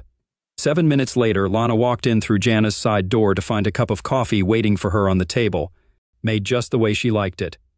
"All right, spill it," Lana demanded. "Lana, I can't." "How long have we been best friends? Haven't I always had your back?" Jana pleaded, overwhelmed with guilt and needing someone to confide in. "First, swear to me you'll never breathe a word of this to anyone, not even Steve," Jana insisted. "Jana, I swear I won't tell a soul. This stays between us. Swear on your children's lives." "Oh Lord, what have you done, baby?" "All right, I swear. I swear on my children's lives I won't breathe a word of this to anyone," Lana vowed, making a solemn promise. "This happened 5 years ago, even before we moved here. The insurance company I worked for had a great year and threw a Christmas party a few days before the 25th. Nick was supposed to attend, but his brother had a small fire at his house, causing chaos. My husband and his truck were called to help. Despite my insistence that I didn't need to go, Nick urged me to enjoy myself with my colleagues while he went to assist his brother. I felt obligated not to miss out since I was the executive overseeing this year's holiday parties, including cleanup and office restoration afterward. I prayed that I had insisted on helping with the fire damage instead of getting ready for the party. I hesitated initially. I wanted to make my husband proud. The skimpy black dress, daring bra, and thong were meant to impress and show off as the hot wife. The outfit choice puzzled me since I didn't consider alternatives. My first mistake was deciding I still wanted attention from other men and wearing a provocative outfit. Even though Nick might be annoyed seeing how I dressed for the party, especially since I was going alone with a coworker. "Got it," Lana exclaimed. Lana quickly caught on, particularly with a coworker, Jana reiterated. It was all much worse. All right, spill it, girl. Tell me everything from the beginning, every detail, Lana demanded. Okay, damn, I've never said this out loud before. The party was typical. Everyone was merry, drinks were flowing, and some guys were taking advantage of single women under the mistletoe. As the night progressed, I found myself in the company of single girls, which wasn't surprising since my husband wasn't there and I was dressed provocatively. I realized what they were up to and should have put a stop to it, but I was already tipsy and relishing the attention. Two guys in particular, Mark and Jake, kept pushing me to loosen up. They often made suggestive remarks, and to my shame, I sometimes responded in kind. Looking back, I understand I was too flirtatious with men at that time, and I regret not considering the consequences sooner. They kept urging me to do things that wouldn't pass my husband's approval. I knew what I was doing, and worse, I convinced myself that a little fun wouldn't hurt. After all, Nick would never find out, right?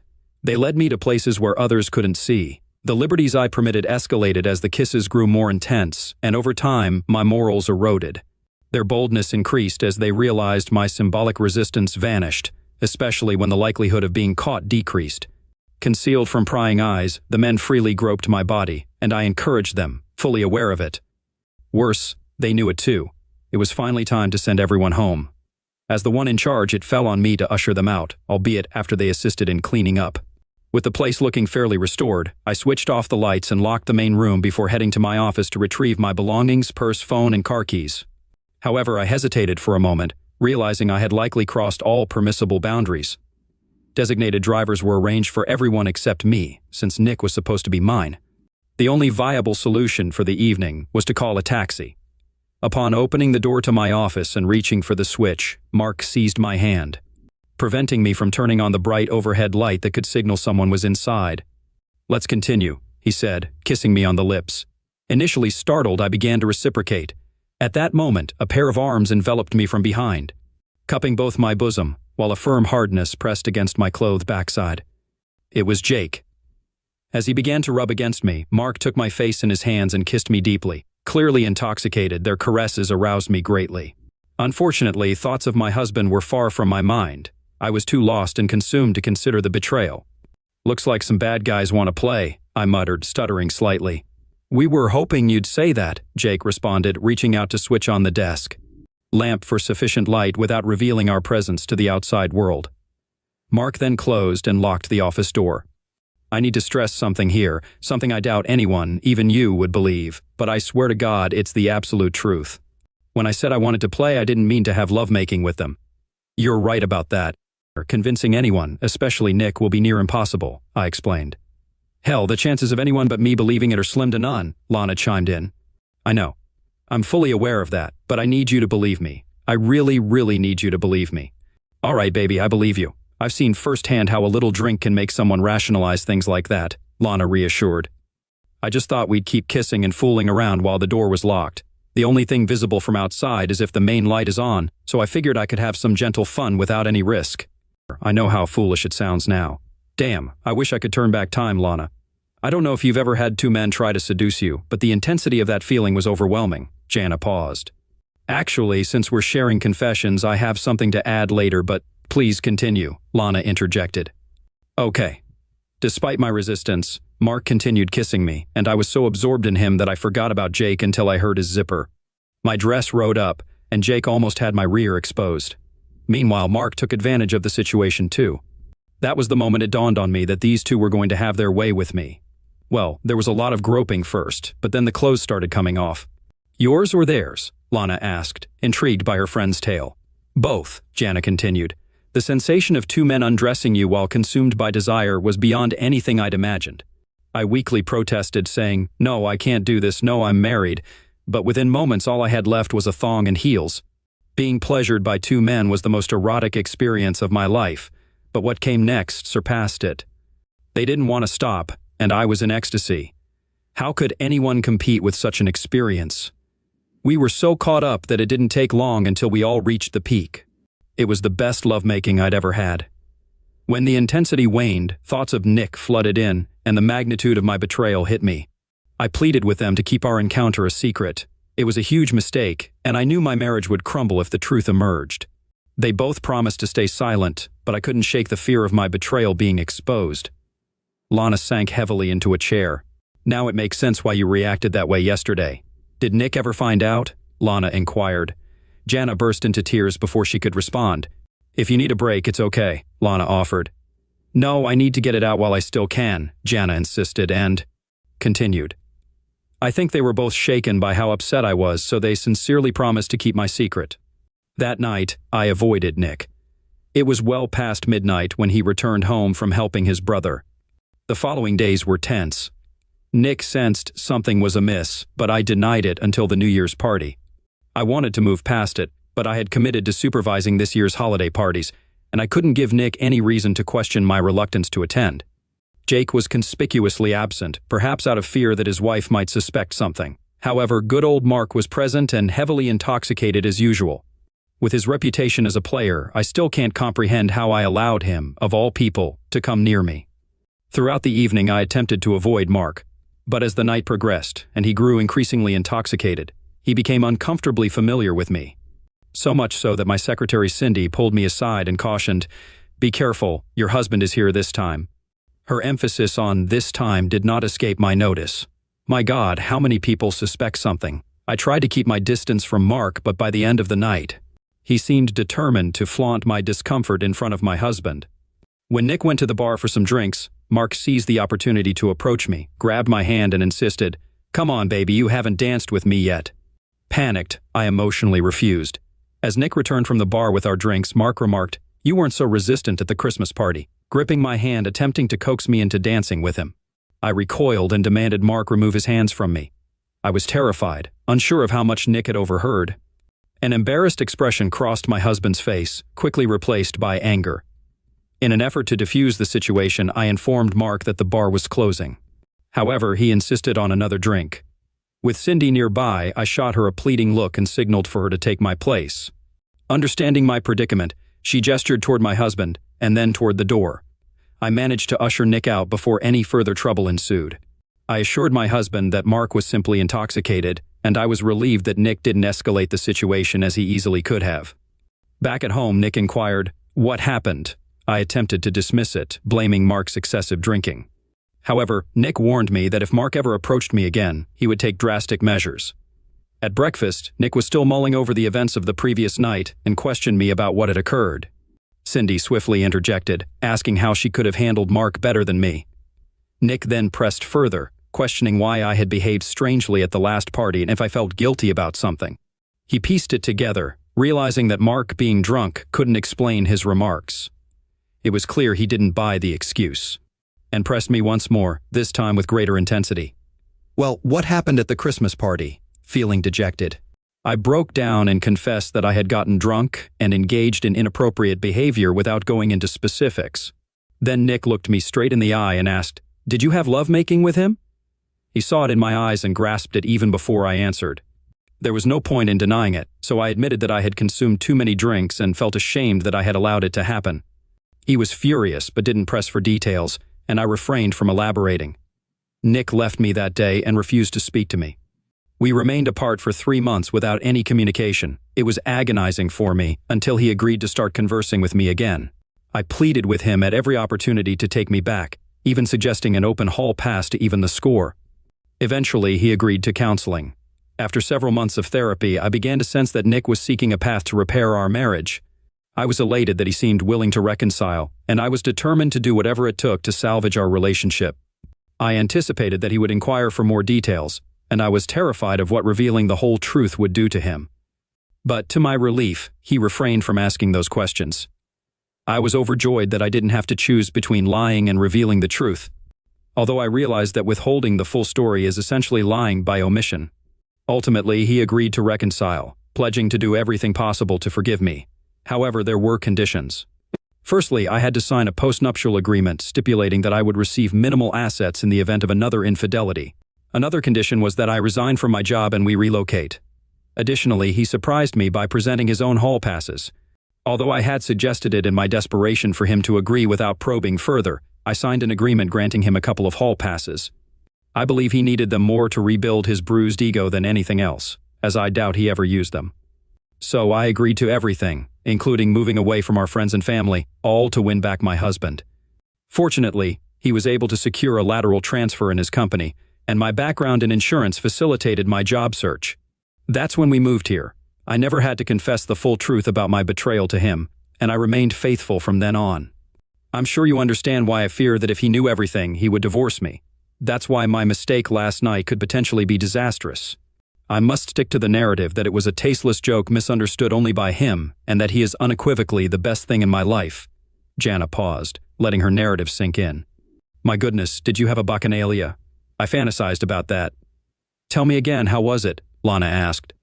Eagerly, reveling in her friend's actions without grasping the peril it posed to the marriage. Damn it, Lana, I nearly lost my husband and I'm still at risk. Then, after a significant pause, Jana confessed, it was the most thrilling carnal encounter of my life. She added solemnly, I can never let Nick discover the truth, never. Okay, I understand why you'd say that. I also get that no man can compete with two. It beats my dirty story, Lana added. What did you do? Jana inquired. Okay, I need you to swear to me too. This stays between us. Steve would probably kick me out, Lana asserted, locking eyes with Jana. We have a pact. Nothing spoken here will ever be disclosed to anyone else. Jana reciprocated their mutual trust and then urged her friend to divulge. All right, it's your turn to spill everything, Lana initiated her narrative. Both of us. I've never vocalized this before either. We were planning a party with coworkers coming over for a swim and barbecue. That evening, Steve called me with an urgent issue regarding one of their major accounts. He personally managed this client and would be at least 3 hours late returning home. Ron, Steve's business partner, took it upon himself to step in for Steve and came over under the pretense of assisting me with preparations. He knew their key client had hired Steve, and that Steve needed to personally attend to matters at this client's office, which was about an hour and 10 minutes away each way. My husband is astute in business dealings, but one thing he lacks is discerning when a friend is deceitful. Man, Ron's a womanizer. He went through a divorce due to infidelity. Being single allows him to pursue his targets without concern for repercussions from a spouse. He had his sights set on me for a while, and I was aware of it. I should have alerted Steve, but I was easily swayed by Ron's flattery. I enjoyed the attention and would reciprocate, sometimes shamelessly, when Steve wasn't around. When Ron arrived to help, I was already in a bind. Instead of prepping our backyard, I spent the day lounging by the pool in a tiny bikini, awaiting Steve's return so I could start preparing for our party. I had a couple of margaritas and wasn't intoxicated, but I felt good. I should have gone inside and changed, but I didn't. Ron was clearly enjoying himself, and I relished in letting him watch. We began setting up the patio for our guests. Ron uncovered the grill and positioned it at the center of the patio for easy access. He checked the propane tank's gas levels and briefly lit the grill to ensure it was operational. Then we rearranged some chairs and tables, brought out the beer cooler, stocked the bar, and set up umbrellas. Our guests offered to bring additional holiday appetizers and sides. Once we finished, Ron made us margaritas and suggested we omit mentioning his assistance in preparing for Steve's meeting.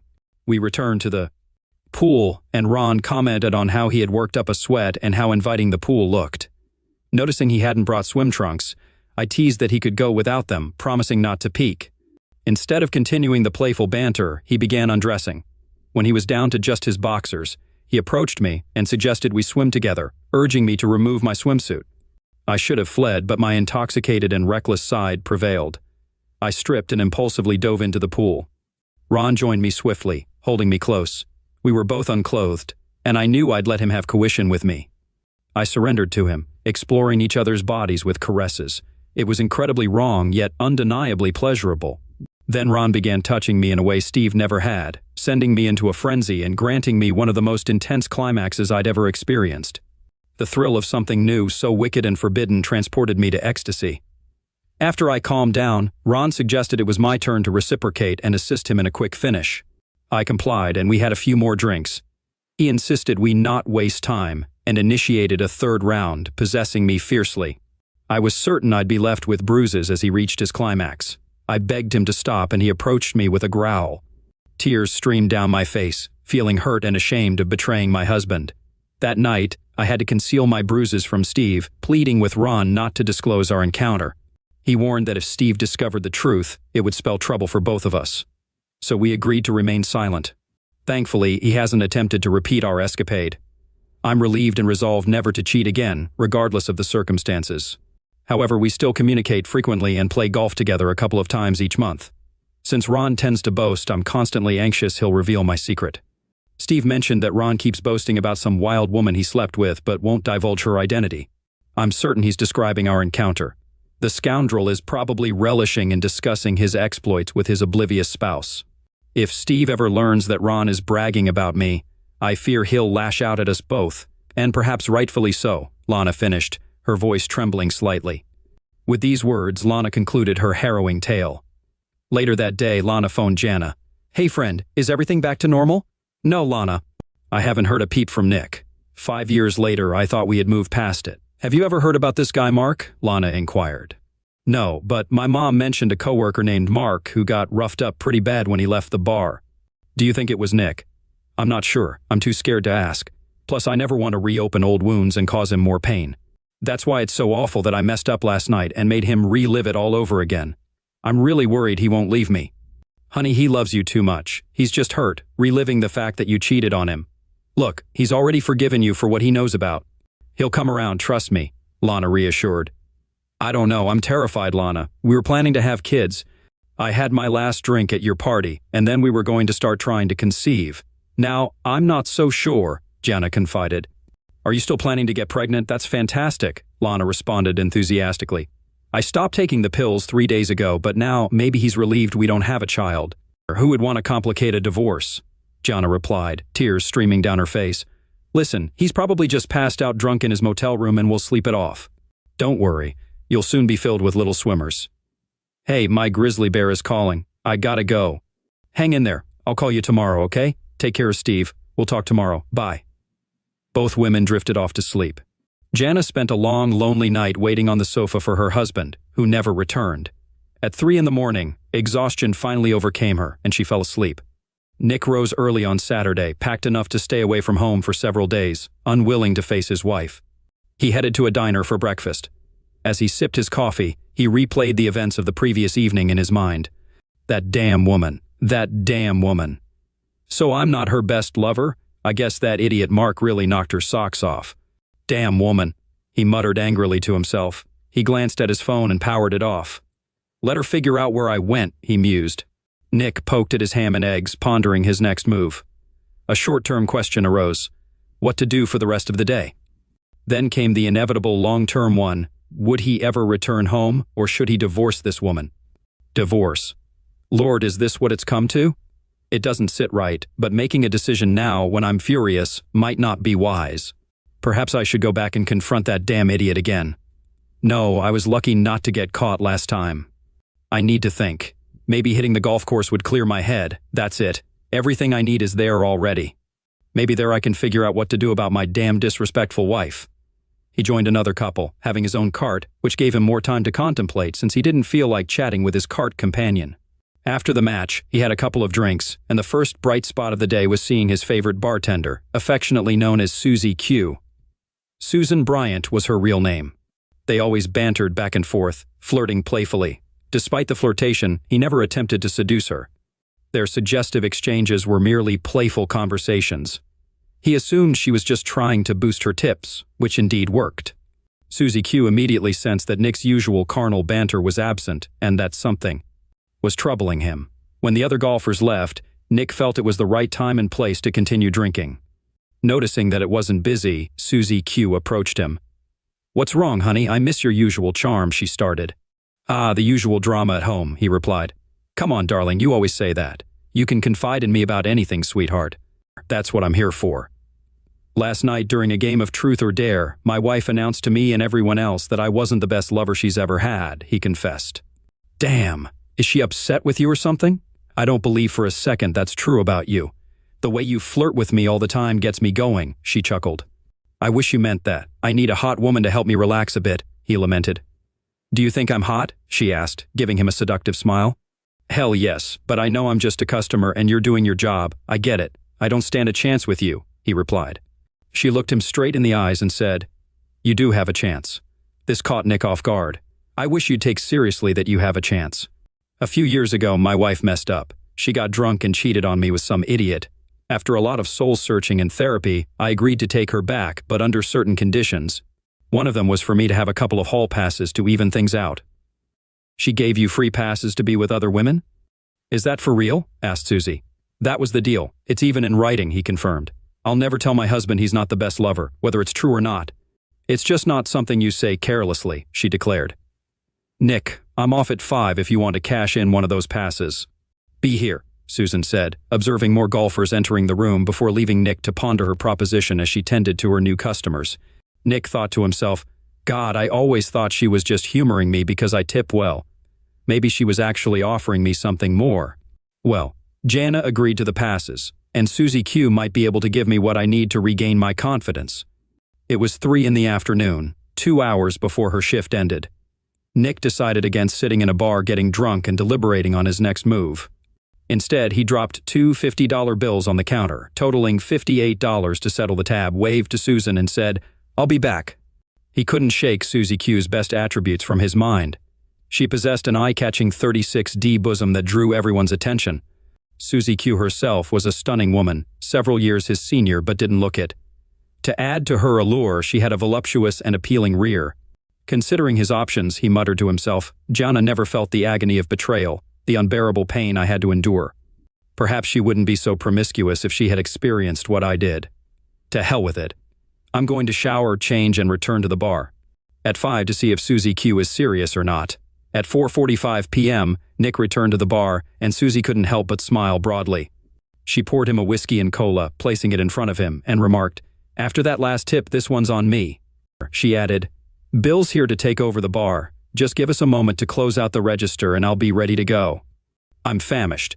Any ideas on where we'll dine? As she prepared to leave, Nick phoned and reserved a table at one of the city's finest restaurants.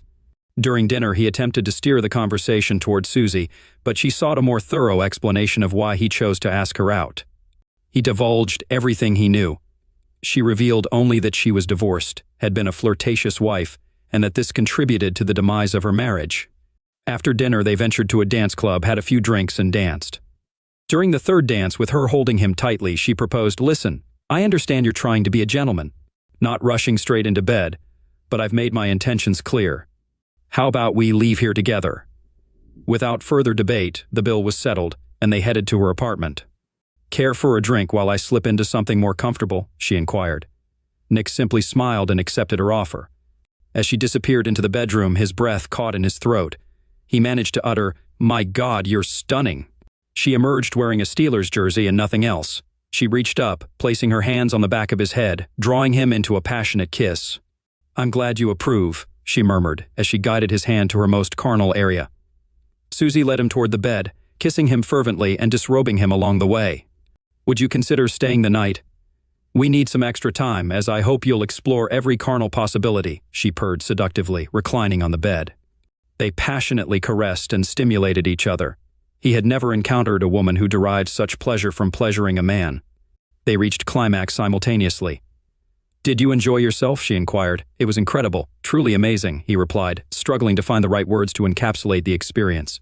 I'm thrilled you had a good time, but the same rule applies to guys. Promise me, never tell your woman she's not the best, she added.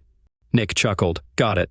Lie down, I'll grab us some glasses. We'll regroup, then I'll sort you out again, she instructed.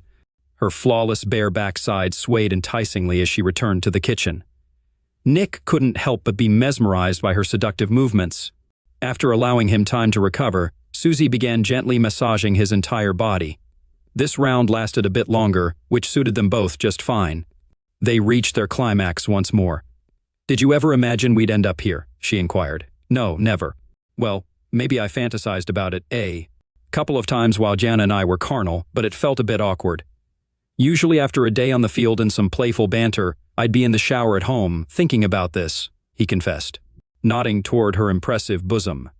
Susie giggled, then added, I never thought it would actually happen either. I fantasized too, imagining how you'd make me feel. In reality, it's so much better, isn't it? Yes, much better. Please stay with me today. I know this is probably a one-time thing, so let's make it special. It's been a while since I woke up next to a man, she requested. Nick nodded and Susie Q grinned. After recharging sufficiently, she said, I hope you're ready for the final round. No further encouragement was needed. The next morning, Nick awoke to the aroma of bacon. Susie Q had already prepared coffee and breakfast. As he strolled into the kitchen fully dressed, he asked, "Is all this necessary?" "It's okay. I wanted to go all out," she reassured him with a smile. "Susan," he began, "don't apologize. I know you still love your wife. I'm mature enough to understand. I wanted you just as much as you wanted me last night," she interjected, cutting off his apology. "Besides," she continued, "I'm not cut out for monogamous relationships, which is actually why I got divorced." "I thought it was your husband that—" "He was the biggest fool alive," Nick replied. "He was basically an idiot and had issues with being faithful, but he had his moments. We mutually decided we didn't want to be married." "But that's not your style, is it?" she asserted more than asked. "No, it's not. Look, I need to head home and have a serious talk with my wife." "I'm fine, really. I thoroughly enjoyed last night," she assured him. "Finish the breakfast I made for you. From now on, we'll just be naughty friends again, teasing each other at the club," Susan declared. After finishing his meal, Nick stood up, pulled her close, and kissed her passionately, reigniting her arousal. "I'm off," he said as he headed toward the door. "If you ever need another hall pass, cash it in with me," she added. "You'll be my first choice," he replied with a wave goodbye. Sunday morning, Jana, feeling sleepy and deprived of rest, was awakened by Lana's call. "Hey there, any word from Nick?" "No, Jana. Sorry, we haven't heard anything either. Steve's starting to ask questions. He thinks Nick's reaction was too intense for just some teasing." "You didn't mention it, did you?" "Please tell me you didn't," Jana pleaded. "No, I promise. Don't worry, I won't breathe a word. It's probably just a hangover." "Try not to stress too much," Lana reassured her. "Easier said than done." "Did he pack clothes or a shaving kit?"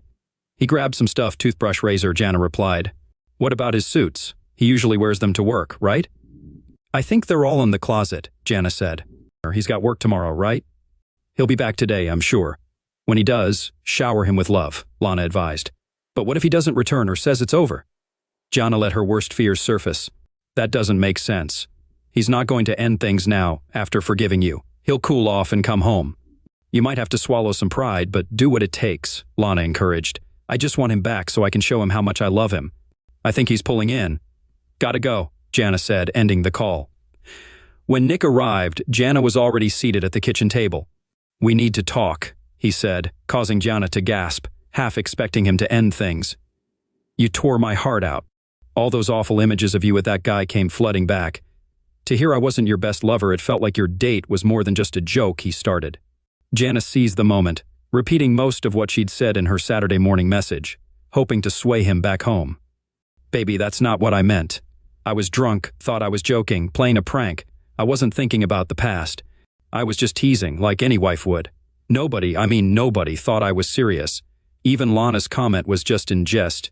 She's been calling, apologizing, feeling awful, blaming herself for our problems," she explained. "I don't know. It felt like more than just a joke, and I don't want Lana dragged into this. This is between us." "Please tell me you didn't tell her anything else," Nick pressed, fearing Jana might spill the beans. "No, baby, I didn't. Just between us," she assured, adding another layer to the lie. "I swear that's not what I meant. You're everything to me. Let me make it right," Jana pleaded. Okay, let's say I believe you. But there's something else. On Saturday, I went to the club. When those memories came back, I was furious. I started to resent you for what happened. Even after 5 years, it still hurts, Nick confessed, leaving Jana frozen, uncertain of what came next. Afterward, I lingered at the bar, hoping to drown my sorrows. The guys I was with finished their drinks and left. Susie, the bartender, noticed my downcast mood since we'd always been friendly. She came over and asked what was wrong. I was already quite drunk, so I spilled about last night and how you didn't think I was the best. Susie offered, if I wanted to cash in one of my passes, she'd be off at 5. I went back to the course, playing a few more holes, trying to figure out if I wanted to use her to get back at you. I was also considering a divorce. When Nick mentioned divorce, Jana took a deep breath, not wanting to delay as he continued. I realized ending us wasn't exactly what I wanted, but I needed to alleviate the pain you caused. It may seem petty, but I wanted you to feel the same hurt. Just before the end of the workday, I returned to the bar. Susie understood without a word. Jana was speechless. The gravity of her husband's confession sank in, tears streaming down her cheeks as he went on. We quickly made plans for the evening, including dinner and dancing. Then I spent the night with her. Nick felt ashamed. The free pass he used wasn't free at all. He wanted Jana to suffer, and he succeeded, but the emotional toll on both of them was high. "Oh my God!" Jana exclaimed, rushing to the bedroom and locking the door. Nick believed trying to talk with her now would be fruitless, so he went to the utility room for his work clothes. After changing, he went outside, started the lawnmower, and began working on the lawn. Wanting to prolong his time away, he also mowed their elderly neighbor's yard, a task he often did. While washing his truck, he noticed her car was gone. He figured she must have left while he was mowing the neighbor's grass. Soon after, Jana returned, parked the car, and emerged with a small bag. Spotting her husband, she didn't approach him but headed inside instead. He assumed she might have dashed off to the store. After completing her tasks, it was 5 in the evening, and Nick finally conceded that he had run out of excuses to delay going back inside. Jana was in the kitchen, seemingly preparing dinner, her eyes betraying hours of tears. "Did you go to the store?" "I saw you with the bag," Nick inquired. "No, just some things from the pharmacy that I left in the car yesterday while I was out searching for you." "Where were you?" he persisted. "It doesn't matter," she replied. "It does matter," he pressed on. "I went to your golf club. I wanted to talk to her, Susan," Jana confessed. "Jana, that's not going to happen," Nick reassured her. Then she confessed she wasn't keen on being exclusive herself. She also mentioned she was certain you were in love with me. "I love you," Nick affirmed. "That's not the issue," he added. She also asked if I truly said you weren't my best ever in front of our friends. When I nodded, she questioned whether I was in my right mind to say something like that, or just being foolish. I told her I meant it as a joke. She said there's nothing funny about that, especially in front of friends. Damn. Are you ready for her advice? When I said yes, she shared a couple of insights. "What were they?" Nick inquired. "I can't disclose it. It's a secret pact among women," Jana replied, a smile finally breaking across her face. After the truth or dare fiasco, Susan shared that a woman should always uplift a man's ego, particularly in public. Tell him, and others too, that he's the strongest, the most handsome, the smartest, and tops the list as the best lover in the world. Just like you love to hear that you're the smartest, most beautiful, hottest, most loving wife there is. It doesn't have to be entirely true. It's his belief that you see him that way that matters. He wants to be your hero. Let him.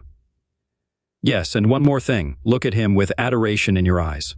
I'm just saying, don't let him know our secret, or it will only make things worse, she added with a sly smile. Baby, I'm at a loss for words, Nick began, attempting to steer the conversation back to civility. Before anything else is said, answer me. Do you still want to stay married? I love you, and I'm certain I want us to remain together. But Friday shattered me, nearly as much as it did 5 years ago. My ego needed a boost, and fueled by drinks on Saturday, my wounded pride led me to exploit the promise you made when we agreed to stay married. I understand what I promised. 5 years have gone by, and I thought we no longer needed to settle the score. Baby, he started, but Jana cut in. No, don't apologize. I made this agreement. I just didn't anticipate how much it would hurt if you chose to act on it. Nikki, I'm so sorry for causing you this unbearable, enduring pain. I feel awful imagining you in her bed, doing to her what should only be done with me. This mess we're in is my fault. I have to own up to it. I'll accept the consequences of my mistake. I just want to remain your wife. Instead of a verbal response, Nick opened his arms and Jana rushed into them, embracing him desperately. Nikki, are we okay now? I agreed to a few hall passes, but I don't think I can handle it if you're going to continue with this bartender. Only you know the answer for sure, since I never asked for details about when it happened. I was too devastated to ask at the time, even during our counseling sessions. I didn't inquire if there was more. I suppose I didn't want to know if it was worse than what I already knew, the thing I was going to divorce you over. I wanted your actions to be a forgivable mistake. Was there more to it than I already know? Jana gasped, struggling to maintain composure and avoid breaking down. She mentally weighed each possible answer and its potential consequences. Was there more? What haven't you told me? Nick asked, his tone irritated yet tinged with fear. The moment of truth had arrived. Jana confessed to her drinks-induced, lust-driven bacchanalia, which provided her with the most fulfilling carnal experience of her life, that she cheated with 2 men, not just one. She was certain that revealing this fact would likely lead to losing her husband, or she must summon every ounce of strength, look him squarely in the eye, and lie convincingly. Jana had been pondering how to answer this direct question for 5 years. She reasoned that disclosing everything would inflict even greater pain on Nick and likely end their marriage. Neither option was acceptable to her. She concluded that this would be her burden to bear, a sacrifice she must make to salvage her marriage and shield it from unnecessary agony. Though initially taken aback, her response came promptly and didn't seem fabricated. He had no clue she'd been preparing for this moment for so long. She lied as if her life depended on it. No, my love, I gave that idiot access to my body once. Let's call it even. We both need to let this go, or it will destroy our marriage. If you can truly forgive me and let go of my past mistake, I won't breathe a word about your encounter with Susan. I need this to be over. Do we understand each other? She pleaded with her eyes. Yes, I need it to end too. What we did to each other caused immense pain. I agree that if we keep dwelling on it, we won't survive. I don't need passes anymore, he said. I love you, he continued. I love you more than you realize. I'll never again make you doubt that you're my best at everything, she replied. Both of them set aside the events of the previous weekend and those from 5 years ago. There would never again be a reason to dredge up a malignant past. In the days following their reconciliation, best friends Jana and Lana continued to confide in each other. They both agreed they needed to bury the truth of the past for their marriages to thrive. They pledged to never speak of their past indiscretions or their consequences again. An unexpected outcome of Jana and Nick's conflict was that Lana woke up to the dangerous path she was on, and it scared her. She intentionally changed her interactions with other men. Steve noticed the change in Lana's behavior and questioned her about it. She explained that she realized she had been taking him for granted and was determined to fix their relationship. Steve also noticed an increase in the frequency and intensity of their carnal encounters. Was Susie Q's wise advice passed on to Lana? 3 months after their reconciliation, Jana's birth control failed, and she became pregnant. Nick was overjoyed. Their new chapter as a loving family began without looking back. A year after the Truth or Dare incident, Ron got blackout drunk while golfing with Steve and revealed his affair with Lana. Steve's reaction was immediate. He punched Ron, knocking him to the ground. Ron's golf bag was thrown off the cart, leaving him on the 16th tee. Returning home, Steve confronted Lana, who immediately confessed and begged for forgiveness. Steve moved out for several months, weighing his options. Ron and Lana had agreed that it would be detrimental if Steve found out about the affair. Ron accepted a settlement from Steve, regretting his actions. Lana's ordeal scared Jana, but Lana managed to survive the divorce and start anew as a single mother. Years later, Lana met a man she had previously encountered at a work convention. They started dating, got married, and relocated to his home state. The once close friendship between Jana and Lana suffered due to deceit, now reduced to occasional Christmas cards and random phone calls. Only 4 people knew the truth about Jana's indiscretion.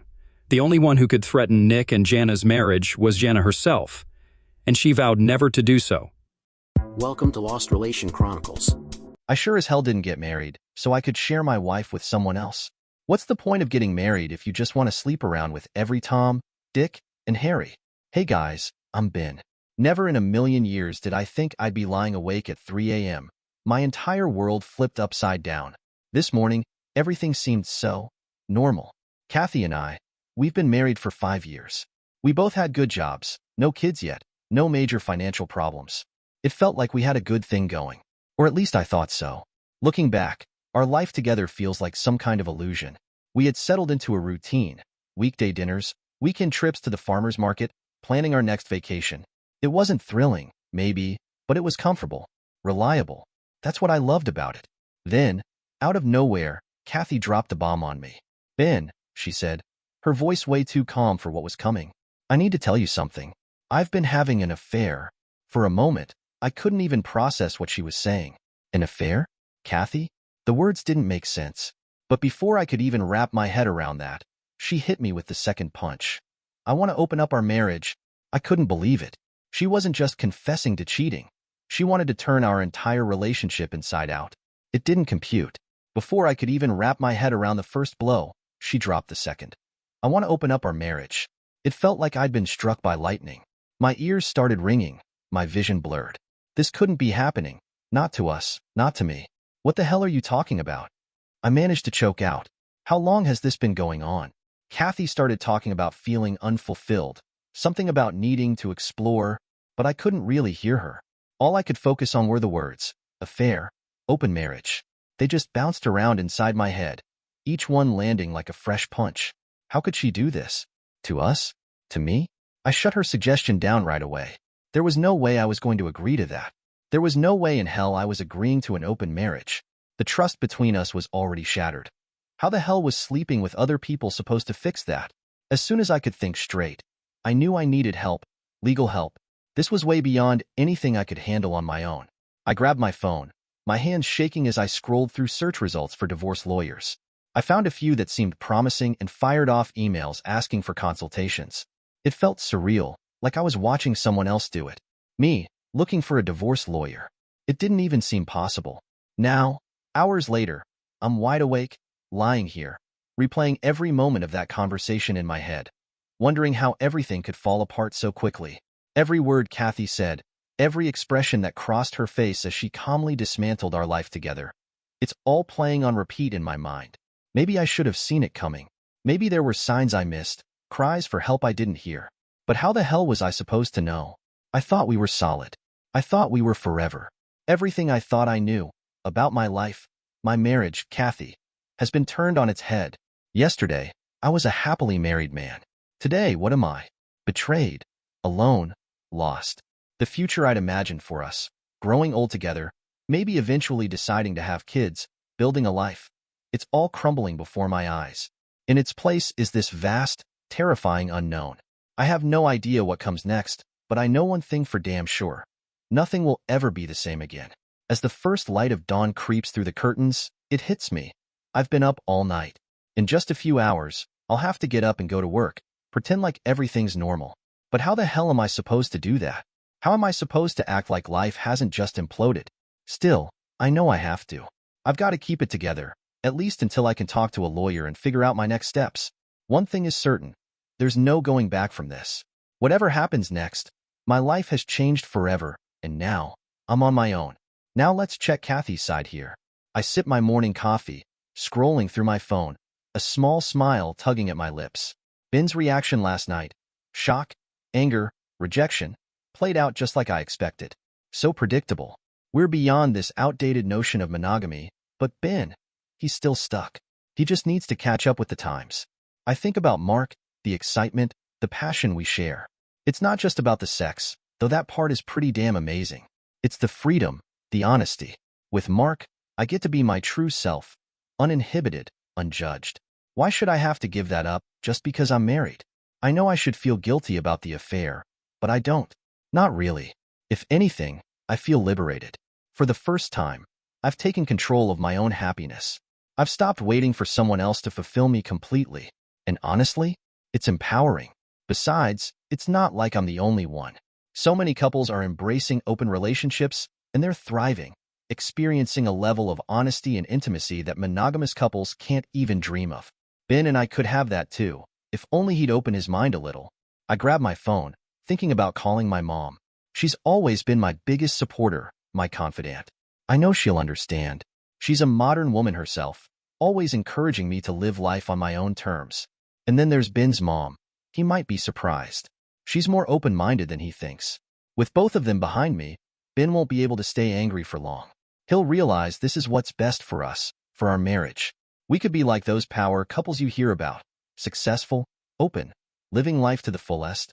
I finish my coffee and start getting ready for work. As I apply my makeup, I catch a glimpse of my reflection in the mirror. I look good, confident, happy. This is the real me, the person I've always wanted to be. And there's no way I'm going back. Ben may be struggling with this now, but I know he'll catch up. He always does. And when he does, our relationship will be stronger than it's ever been. More honest, more open, more real. We'll be equals, true partners in every sense. I grab my keys and head out the door, already thinking about seeing Mark later. As I drive to work, I can't help but feel excited for what's ahead. This is just the beginning. Ben and I are on the verge of something incredible, even if he doesn't realize it yet. Now let's check Ben's side. I sit in the lawyer's office, my hands clasped tightly in my lap. The past few days have been a blur. Sleepless nights, gut-wrenching realizations. But now it's time for action. Mr. Colbert, the lawyer, speaks calmly. Given the circumstances you've described, I'd strongly advise separating your finances as soon as possible. I nod, feeling an odd mix of relief and sadness. It's really happening. My marriage is falling apart, and here I am, talking about how to protect myself financially. Since you and your wife have no children and equal earnings, we're looking at a relatively straightforward divorce process, she continues. There shouldn't be any major financial complications. No major financial complications. Just the complete demolition of the life I thought I had. I push that thought aside, focusing on the task at hand. I need to focus, What do I need to do? I ask, pulling out a notebook. For the next hour, we go over the steps, separating bank accounts, documenting assets, preparing for negotiations. By the time I leave her office, I have a to-do list that makes this nightmare feel all too real. Barely out the door, my phone buzzes. It's my mother, asking if she can stop by. I agree, too drained to refuse. When I open the door, I'm surprised to see not just my mother, but Kathy's mom too. Great. Just what I need. Ben, honey, my mom starts, sitting down. We heard about what's happening with you and Kathy. I feel my defenses rising immediately. Of course, Kathy told them, probably making herself out to be the brave, modern woman, and me the close-minded caveman. We wanted to talk to you. Kathy's mother chimes in. To help you understand. I bite back a harsh laugh. Understand what? That my wife cheated on me, and now wants me to be okay with it? My mother reaches out, patting my hand. Well, sweetie, these things are becoming more common. Open relationships, polyamory. It's not as unusual as you might think. I pull my hand away, feeling like I've entered some bizarre alternate reality. Mom, are you seriously defending this? Oh, I see where you're coming from, she says, a hint of frustration creeping into her voice. I can't help but laugh sarcastically. It's not about defending. Kathy's mother interrupts. It's about being open-minded. You know, my own marriage is open, too. For a moment, I just stare at her, utterly stunned. Then disgust washes over me. This is what Kathy grew up with. No wonder she thinks this is okay. Ben, my mother tries again. We just want you to be happy. Both of you. Maybe if you gave it a chance. That's it. I've had enough. I cut her off, my voice low and controlled. Stop right there. They both fall silent, looking at me with a mixture of concern and disappointment that makes my blood boil. Let me make something very clear. I continue, standing up. You two are in absolutely no position to lecture me about relationships. Mom, you've been divorced twice, both times because you cheated. I didn't want to bring it up, but you forced my hand. I turned to Kathy's mother. And you? You're sitting here telling me your marriage is open. Well, good for you. But that's not what I signed up for. They try to interject, but I'm on a roll now. I didn't stand up in front of our friends and family and promise to be faithful to Kathy so that 5 years later she could decide monogamy is outdated. I didn't build a life with her just for her to throw it away for some excitement on the side. And I sure as hell didn't get married so I could share my wife with someone else. Why the hell get married if you want to sleep around with every Tom, Dick, and Harry? I take a deep breath, feeling more resolve than I have in days. Kathy made her choice. She chose to cheat. She chose to break our vows. And now I'm making my choice. I'm choosing to walk away. The room falls silent. My mother looks like she's about to cry, and Kathy's mom stares at the floor. But I don't care. For the first time since this whole mess started, I feel like I'm standing on solid ground. I think you both should leave now, I say, moving toward the door. They gather their things in silence, shooting me worried glances as they reach the door. My mother turns back. Ben, we just want what's best for you, she says softly. I look her in the eye, then respect my decision. This marriage is over. As I close the door behind them, I feel a weight lift off my shoulders. The path ahead is still daunting, but at least now I know which direction I'm heading. I pull out my phone and the list from the lawyer. It's time to start planning my exit, time to reclaim my life, my self-respect. Kathy may have shattered our marriage, but I'll be damned if I let her destroy me too. As I start making calls and arranging appointments, I feel a glimmer of hope for the first time in days. This isn't the end I wanted, but maybe, just maybe, it's the beginning I need. Let's check Kathy's side. I slam my laptop shut, fuming. How dare he? How fucking dare he? Ben's email about separating our finances sits in my inbox like a declaration of war. He thinks he can just decide for both of us, that he can dictate the terms of our relationship while I'm still processing what this all means. My hands tremble with anger as I read his words again, the cold logic of his plans infuriating me even more. I didn't sign up for this kind of battle, but if he wants a fight, he's going to get one. I take a deep breath, trying to calm the storm brewing inside me. Maybe I should have expected this from him, but it still stings. We were supposed to be partners, but now he's treating me like an adversary. It's time to show him that I'm not backing down. I start typing a response, my fingers flying over the keyboard as I lay out my thoughts, my intentions. I won't let him dictate the narrative. This is my life too, and I won't let him paint me as the villain. It's such a typical power move, so goddamn predictable. He thinks he can bully me into submission, force me back into his narrow-minded view of what our marriage should be. God, why can't Ben see that? Why can't he understand that I'm trying to save our marriage, not destroy it? An open relationship could breathe new life into what we have. But no, he's too stuck in his antiquated notions of fidelity to even consider it. I lean back in my chair, trying to shake off the frustration coursing through me. It feels like I'm talking to a wall when I try to explain my perspective to him. I thought he would be open to the idea, especially given how many couples are embracing this kind of lifestyle. I can't help but feel that he's rejecting me, rejecting a part of who I am. This isn't just about sex. It's about connection, freedom, and authenticity. Maybe I should have handled it differently. I should have chosen my words more carefully, eased him into the idea instead of dropping it like a bombshell. But that moment felt so urgent, and I wanted him to understand the depth of my feelings. Now, it seems like all he can focus on is the betrayal, the hurt, the idea of me with someone else. I need to find a way to reach him, to show him that this isn't about replacing him or diminishing what we have. It's about expanding our love and our life together. But how? I can't keep letting his anger dictate my feelings or my actions. It's time to take control of this situation. I'll write him back, not with anger, but with clarity. I'll explain myself, share my vision for what could be, and hope that he can at least hear me out. I sink onto the couch, my mind racing. Maybe Ben just needs more time. If I hold my ground, he might eventually come around. He has to. He loves me, doesn't he? Surely that love is stronger than his outdated beliefs about marriage. And if he doesn't, well, I have options. If this goes to court, I could prevail. I could prove to everyone that I'm on the right side of history here. Besides, I'm not some helpless housewife relying on my husband's income. I have my own career and my own finances. I'm just as financially stable as Ben.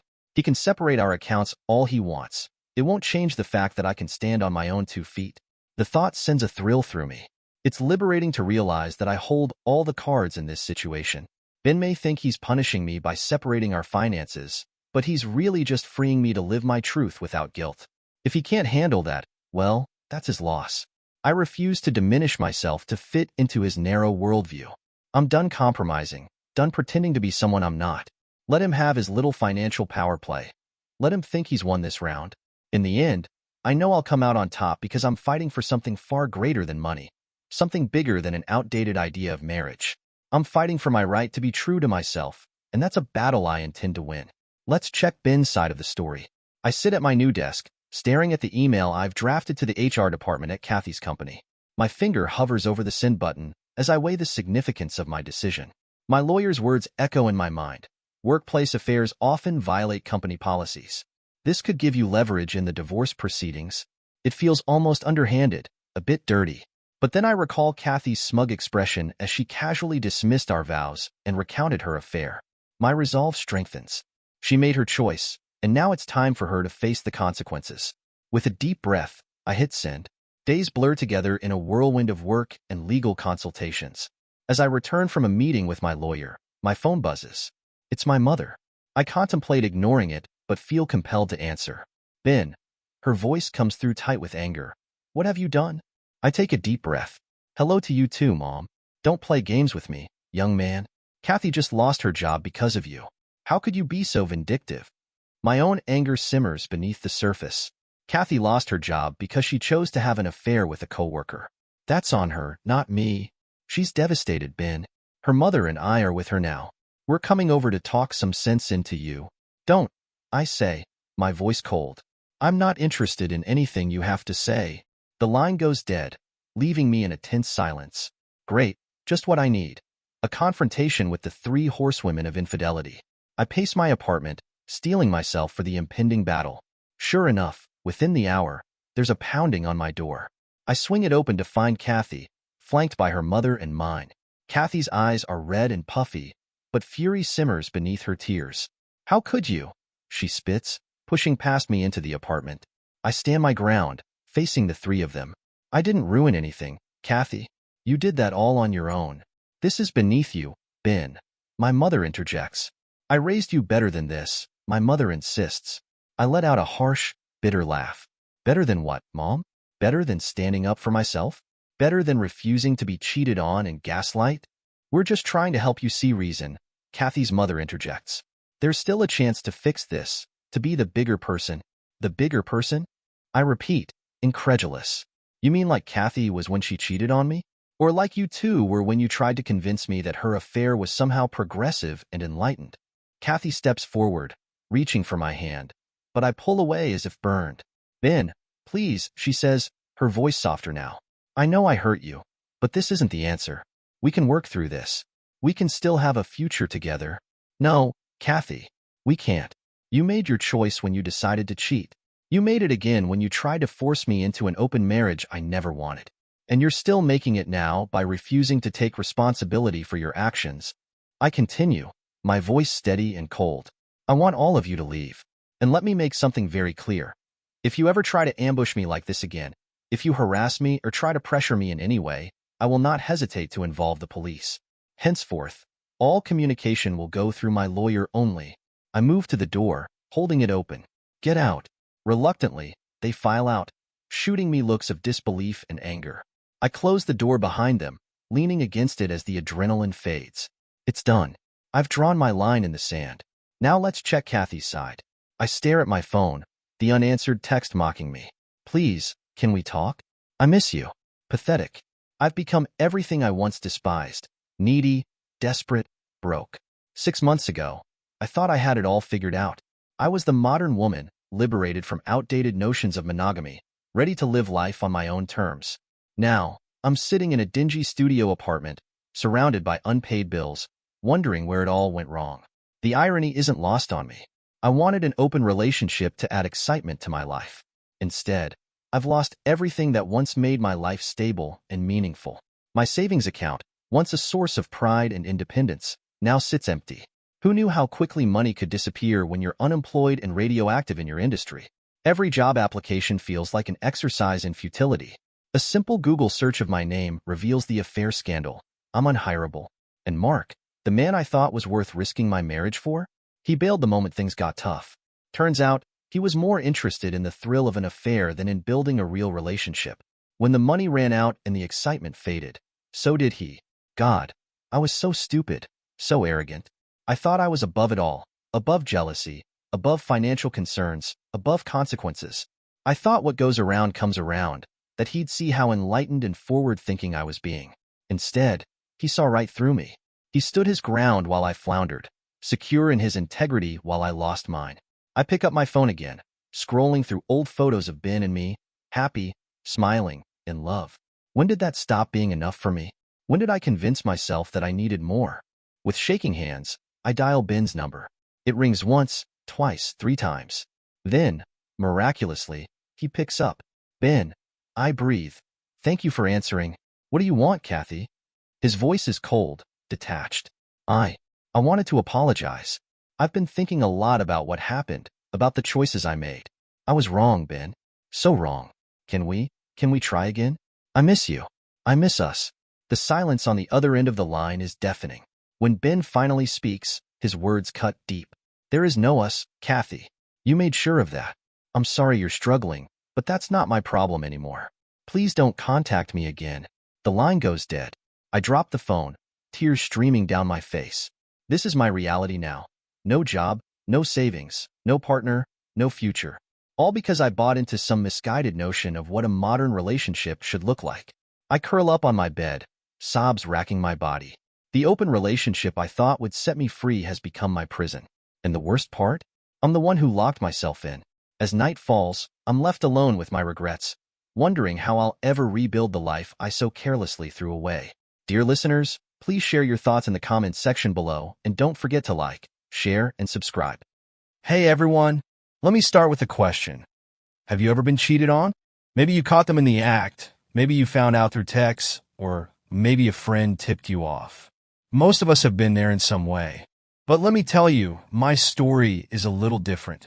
It wasn't some sneaky message or a lipstick stain that exposed my wife's affair. No, it was my dog. Yeah, that's right. My wife's infidelity was exposed by my German Shepherd. Now, before I dive into that mess, I should introduce myself. I'm just a regular guy. I work a steady job, provide for my family, and always thought I was doing a decent job of being a husband and a father. I've got 2 kids who mean the world to me, and until recently I thought we had a pretty solid life. That's how it always is, right? You think you've got everything under control until the rug gets pulled out from under you. My wife, let's call her Sarah. She's beautiful, and I won't deny it. The kind of woman who can turn heads without even trying. And yeah, I used to be proud of that. She had this energy, this charm that drew people in. We had our issues, of course, money fights, the usual disagreements that come with a long marriage, but I never thought it would come to this. I never thought she'd betray me like that. Now here's where things get wild. It was just a regular day. I came home from work, tired, probably thinking about what to make for dinner or what show to zone out on. And then there's Max, my German Shepherd, trotting into the room like he always does. Only this time, he wasn't bringing me one of his toys or a random stick he found in the yard. No, this time Max had something else in his mouth. It was a used condom, a filled condom. I just stood there, frozen, staring at it as if I couldn't believe my own eyes. I mean, what the hell was I looking at? Max was wagging his tail, proud of his find, but I could feel the blood drain from my face. It was unmistakable. The thing was used, tied off, and packed with someone else's. Well, you get the idea. And it sure as hell wasn't mine. My mind started racing, piecing it all together. While I was out there busting my ass at work, some other guy had been here, in my house, in my bed, fucking my wife. And here was the proof, dripping from the edges of that condom like a slap in the face. Now, most guys would have lost it right there, screamed, thrown things, maybe even packed up and left. But not me. That's not how I handle things. I don't panic. I don't make a scene. I plan. So instead of blowing up in rage, I did something else. Something that I'd been planning in my head the moment I saw that thing in Max's mouth. I took the condom from him, and I didn't throw it away. Nope. I walked into the kitchen, thinking about what to do. What's the best way to handle this? How do I make her pay, but on my terms? That's when the idea hit me. I'd make her a milkshake. 2 milkshakes, actually. 1 for me and 1 for her. But hers would be a little extra. I dropped the condom into the blender. The used condom, filled with this asshole's cum, and blended it right into the milkshake like it was just another ingredient. I know it's sick, but at that moment, all I could think about was payback. I wanted her to swallow the same disgusting betrayal she'd been feeding me. I wanted her to taste what she'd been doing behind my back. Once they were ready, I called her into the kitchen. "Hey, babe, made you a milkshake," I said as calm as ever. She had no idea. She took the glass from my hand, smiling like everything was fine, like she wasn't sneaking some other guy into our bed whenever I was gone. She took a sip, and immediately her face scrunched up. "This tastes weird," she said, her eyes narrowing as if she could tell something was off. I just smiled and leaned back against the counter. "It's a secret ingredient," I told her, keeping my voice steady, like it was no big deal. She laughed, took another sip. "What is it?" she asked, still smiling, still oblivious. "That's why it's a secret," I said, watching her down the drink. She had no idea what she was drinking. No idea what I knew.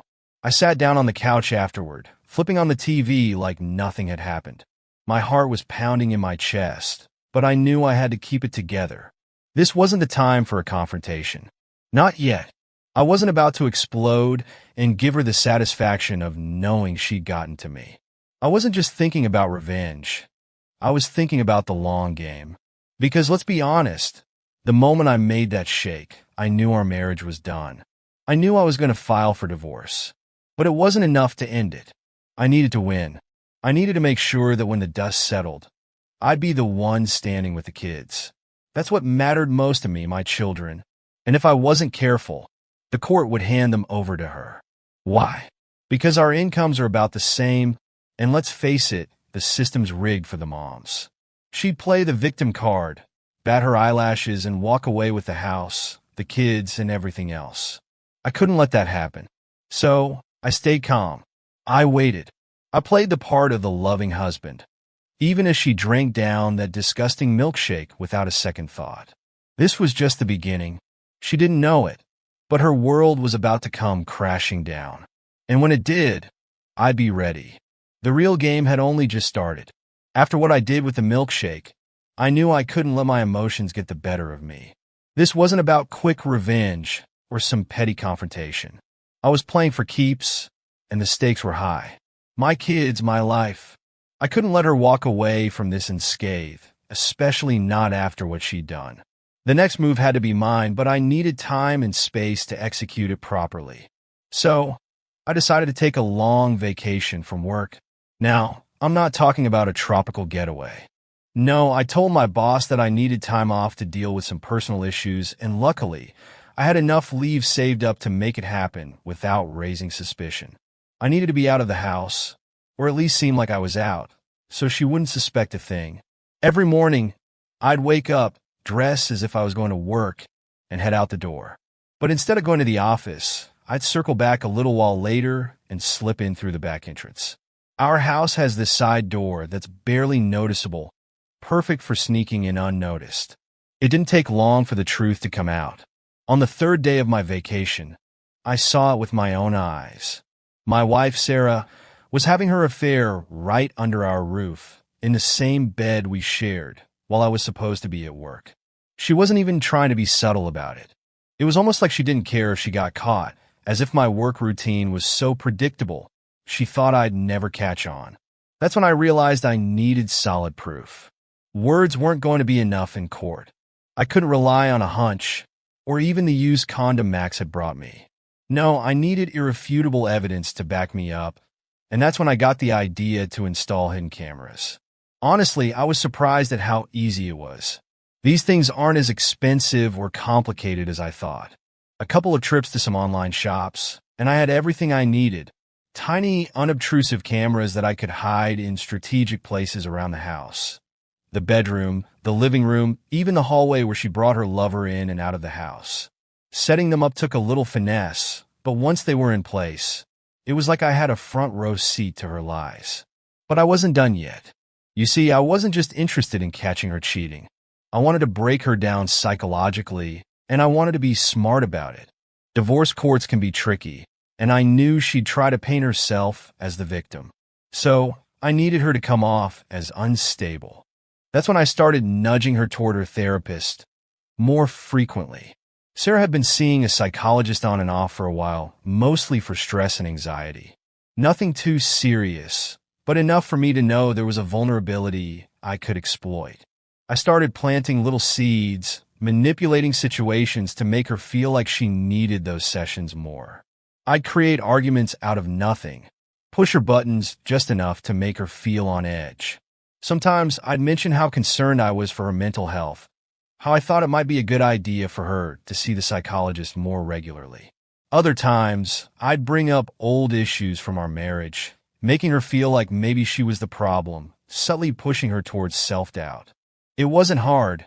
She was already fragile, and I knew exactly where to apply pressure. It worked. Soon enough, she was booking more appointments, convinced that the increased stress in her life had nothing to do with her own actions, but was somehow tied to our marriage, to me. Perfect. While all this was happening, I wasn't sitting on my hands. I'd already contacted a lawyer. A good one. I didn't want just any run-of-the-mill divorce attorney. I wanted someone ruthless, someone who could help me make sure I got what I deserved. When I explained the situation, my lawyer was quick to advise me on what needed to be done.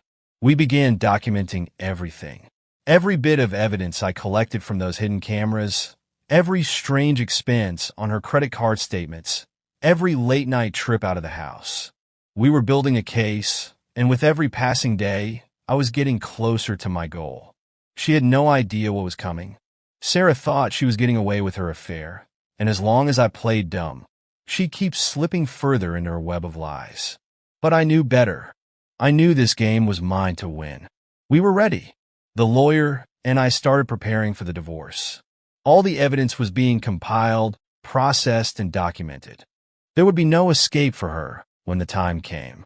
When I finally made my move, it would be with everything I had. And when it was over, I'd make sure my kids were with me, and she would be left with nothing but her lies. This was only the beginning. A few days later, after I installed those cameras, I finally had what I'd been waiting for, a full-on recording of my wife, Sarah, cheating on me in our own bedroom. It wasn't some grainy, unclear footage either. It was high quality, unmistakable evidence. There was no denying what was happening on that screen. Watching it, I felt a mix of emotions I can't even begin to describe. It wasn't just anger or betrayal. It was like a slow realization that the woman I'd built my life with was a complete stranger to me. There she was in the bed we used to share, doing things I didn't even want to picture. It was sickening, but I kept my cool. That's the thing. I never let my emotions control me. I didn't want to blow everything up in a fit of rage. Sure, part of me wanted to send the video to everyone I knew right then and there, to burn her world to the ground, but that would have been too easy. I had to wait, be patient. There's no satisfaction in immediate gratification when it comes to revenge. You have to let it simmer, let the tension build until it snaps at just the right moment. Timing is everything, and I wasn't about to ruin the perfect opportunity by acting too soon. My lawyer had been prepping everything behind the scenes. The paperwork was all in place, and we were ready to move forward the moment I gave the signal. I knew I had to strike when it would hit her hardest, when she'd feel the full weight of her choices. So I waited just a little longer. Every day felt like a countdown, and I could see it in her eyes that she had no clue what was coming. She went about her life as if everything was normal, sleeping in the same bed with me, making small talk like nothing was wrong. The audacity of it all was unbelievable. Then, when everything was perfectly set, I hit send. The video went out to all our mutual friends, every last one of them. There were no explanations, no context, just the raw footage. I didn't need to say anything. The video spoke for itself. Within minutes, my phone started blowing up. People were shocked. Some couldn't believe it. Others were disgusted. And a few of them reached out to me, expressing their sympathy. It didn't take long for the news to spread like wildfire. Her little perfect world was collapsing, and there was nothing she could do to stop it. I didn't want any more attention than necessary, but I needed people to know who she really was. I needed her to feel the weight of what she'd done. The looks, the whispers, she'd become a pariah overnight. People who thought she was this loving, doting wife now knew the truth, and it shattered any illusion she'd built around herself. Once the video was out, I didn't waste any time. I went straight to her and told her, flat out, that I was filing for divorce. Her reaction was priceless. She stood there, frozen for a moment, like she couldn't believe what was happening.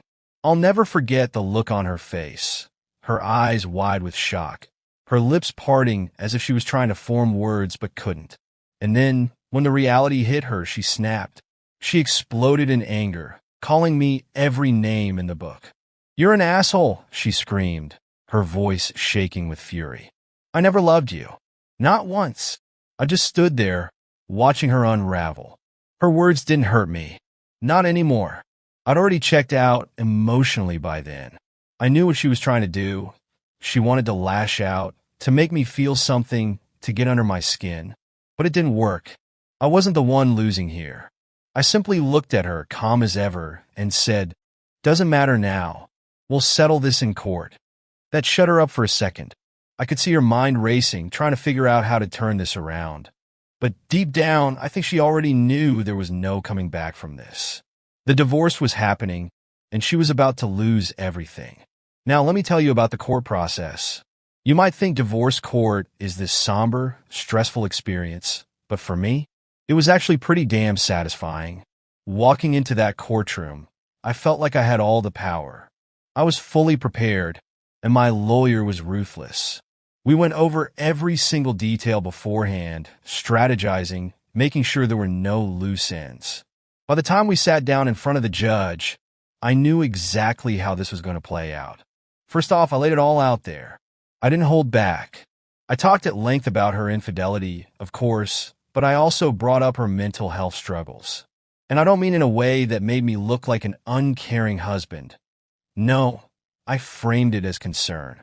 I told the court how I'd been worried about her for a long time, how she'd been seeing a psychologist regularly, and how her behavior had been increasingly erratic.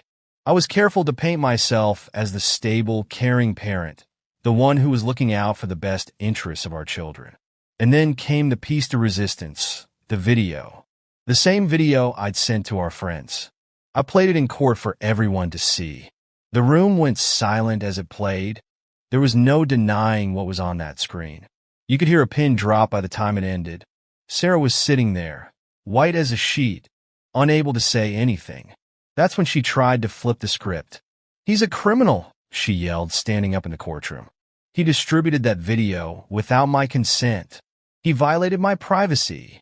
Her voice was shrill, desperate, as if she thought she could somehow turn the tables and make me look like the bad guy. But I was ready for this. Calmly, I explained that I'd been hacked, that someone had stolen the video from my personal files and distributed it without my knowledge.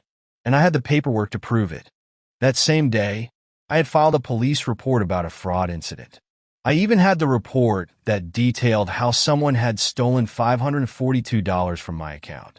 I presented it all in court, making it look like I was just as much a victim of this as she was. It worked. The judge couldn't pin the video leak on me, and Sarah looked like she was grasping at straws. I'd completely outmaneuvered her. She thought she could paint herself as the victim, but I'd played the long game, and it paid off. In the end, the court ruled in my favor. I got full custody of the kids. She could see them, but only by agreement and only under supervision. She lost the house, the respect of her friends, and everything she thought she could rely on. As for me, I walked out of that courtroom knowing I had won. I had my kids, my life, and my dignity intact. Sarah? She had nothing but the wreckage of her own choices to deal with. And I couldn't have been more satisfied. In the end, it wasn't just about the divorce. It was about taking control of my life again. And damn, did it feel good. Things have been going pretty smoothly since the divorce. I had custody of the kids, my life was getting back on track. And for the most part, Sarah seemed to fade into the background like the bad memory she was. I figured she'd lick her wounds, maybe try to rebuild whatever life she could from the wreckage of our marriage. I even allowed myself to hope that this might finally be over. But that was wishful thinking. Turns out, she wasn't done with me yet. It all started when I got a call from my lawyer out of the blue. His voice was calm, but there was an edge to it, the kind of tone that immediately makes your stomach drop. "We got a situation," he said. Apparently, Sarah had filed a motion to reopen the custody case, claiming that the original proceedings were unfair. That wasn't all. She was accusing me of manipulating the court and painting her as unstable to win custody. But the kicker? She was now accusing me of emotionally abusing her and the kids during our marriage. I sat there listening to the details, trying to make sense of it. It felt like a bad dream.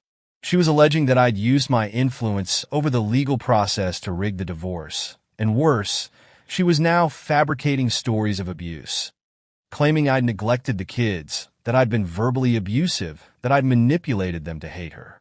None of it was true, of course, but the fact that she was willing to go that low, it was almost surreal. I hung up the phone, my head spinning. It wasn't about custody anymore. Not really. This was her revenge. She couldn't handle the fact that she'd lost. So now she was coming at me with everything she had left, no matter how insane or destructive. It wasn't just an attack on me. It was an attempt to drag the kids through another legal battle. And this time she was playing dirty, real dirty. I went straight into preparation mode. I met with my lawyer, and we started to lay out a defense strategy. The thing is, we already had everything we needed. All the evidence from the divorce, the recordings, the video, the police report, all of it was still intact. But now, I had to defend myself from these new claims, which meant going through every single detail of our past life together and tearing apart our lies. The weeks leading up to the hearing were tense. Sarah didn't hesitate to make her new accusations public. She started telling anyone who would listen that I had manipulated the legal system, that I was controlling, abusive, and unfit to be a father. She was painting this picture of me as the monster in her story, and to be honest, I wasn't even surprised. After everything she'd done, it was clear she'd stop at nothing to ruin me, even if it meant dragging herself down in the process. Then came the court date. Walking into that courtroom again felt different this time. The first time, I was angry, determined to win and prove her wrong. Now I was just tired.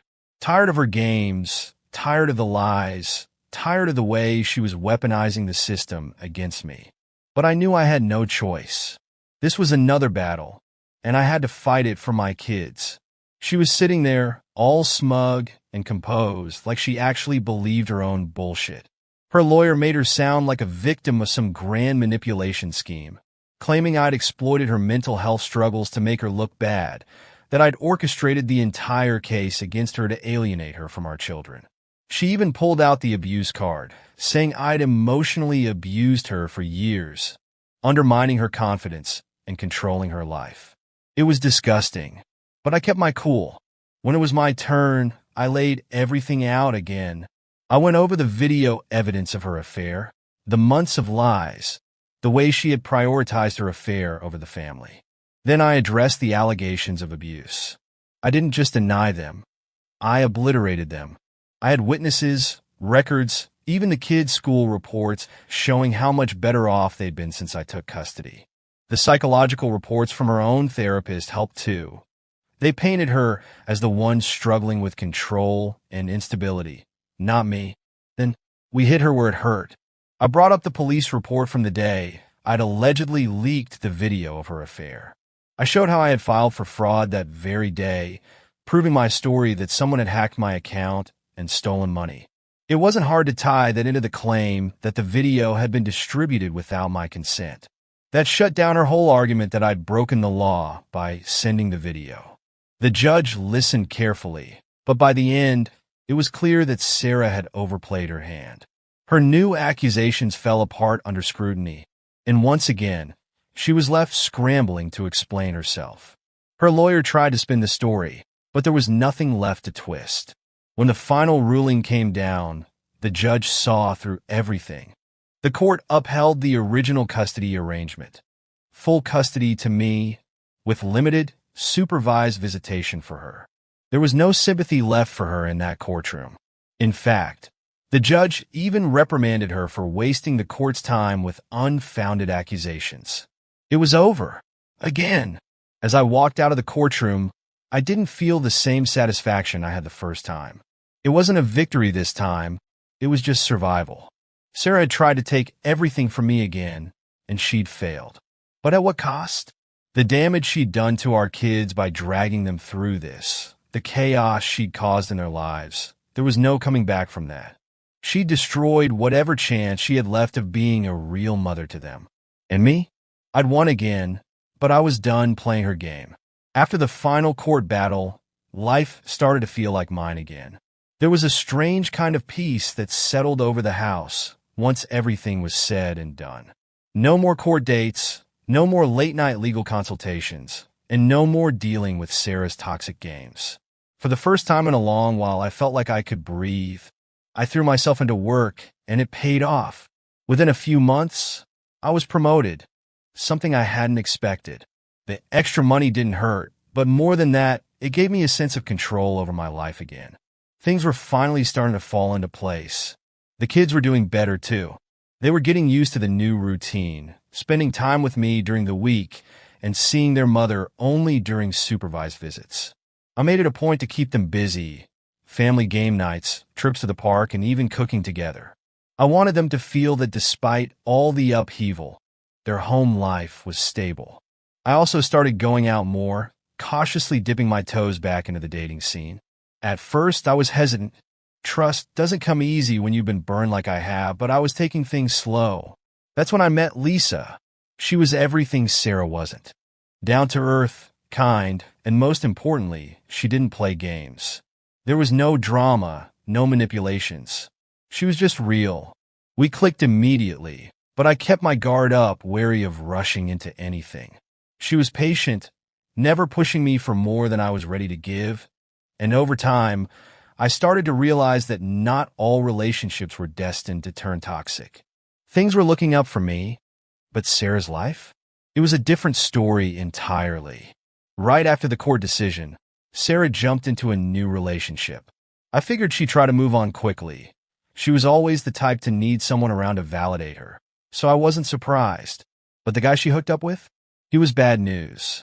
Rumor had it he was as controlling as she was. It didn't take long before I started hearing stories from mutual acquaintances about their explosive arguments in public, about how he'd embarrass her in front of people, and how their relationship seemed to be spiraling out of control. It was ironic, really. For years, Sarah had controlled every aspect of our marriage, manipulating me, gaslighting me, always making me feel like I was the problem. And now, she'd found herself in the same situation. Only this time, she was on the receiving end of the toxicity. At first, I didn't care. What she did with her life wasn't my problem anymore. And honestly, I felt a certain satisfaction knowing that she was finally reaping what she'd sown. But as time went on, her chaotic relationship started impacting the kids. When she had her supervised visits, she'd talk to them about her new boyfriend, trying to present him as some great guy. The kids weren't buying it. They'd seen enough of her instability, and they knew better than to get attached to another one of her bad decisions. One day, after she'd missed yet another visit, my youngest asked me, "Dad, why doesn't Mom come to see us anymore?" I could hear the confusion and hurt in his voice, and it hit me hard. I knew Sarah's new relationship was taking priority over everything else in her life, including her children.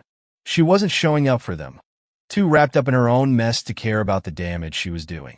And the damage was starting to show. Sarah and her new boyfriend were constantly in the spotlight for all the wrong reasons. Public arguments, rumors of cheating on both sides, and drama that spilled out into their social circles. It became obvious that she was in over her head. The guy wasn't just bad for her. He was destroying what little she had left of her life. She tried to flaunt the relationship in my face in the beginning, as if it was some kind of victory. But now, it was clear to everyone that she had made another colossal mistake. I'd get messages from friends asking if I'd heard about her latest meltdown, or if I'd seen the latest post she put on social media, where she'd gone from over-the-top declarations of love for her boyfriend to cryptic, bitter posts about being betrayed and lied to. It was a train wreck, and she was driving it straight off the rails. Meanwhile, my life was steady. I wasn't interested in drama, and I made sure to keep my kids away from the chaos that surrounded Sarah. I focused on them, on my new relationship with Lisa, and on my work. The more I thrived, the worse Sarah seemed to spiral. Then one night I got a call from her. It was late, and I almost didn't pick up, but something told me to answer. Her voice was shaky, like she'd been crying, and she tried to sound casual at first, talking about how she wanted to see the kids more, how she missed them. But then it shifted.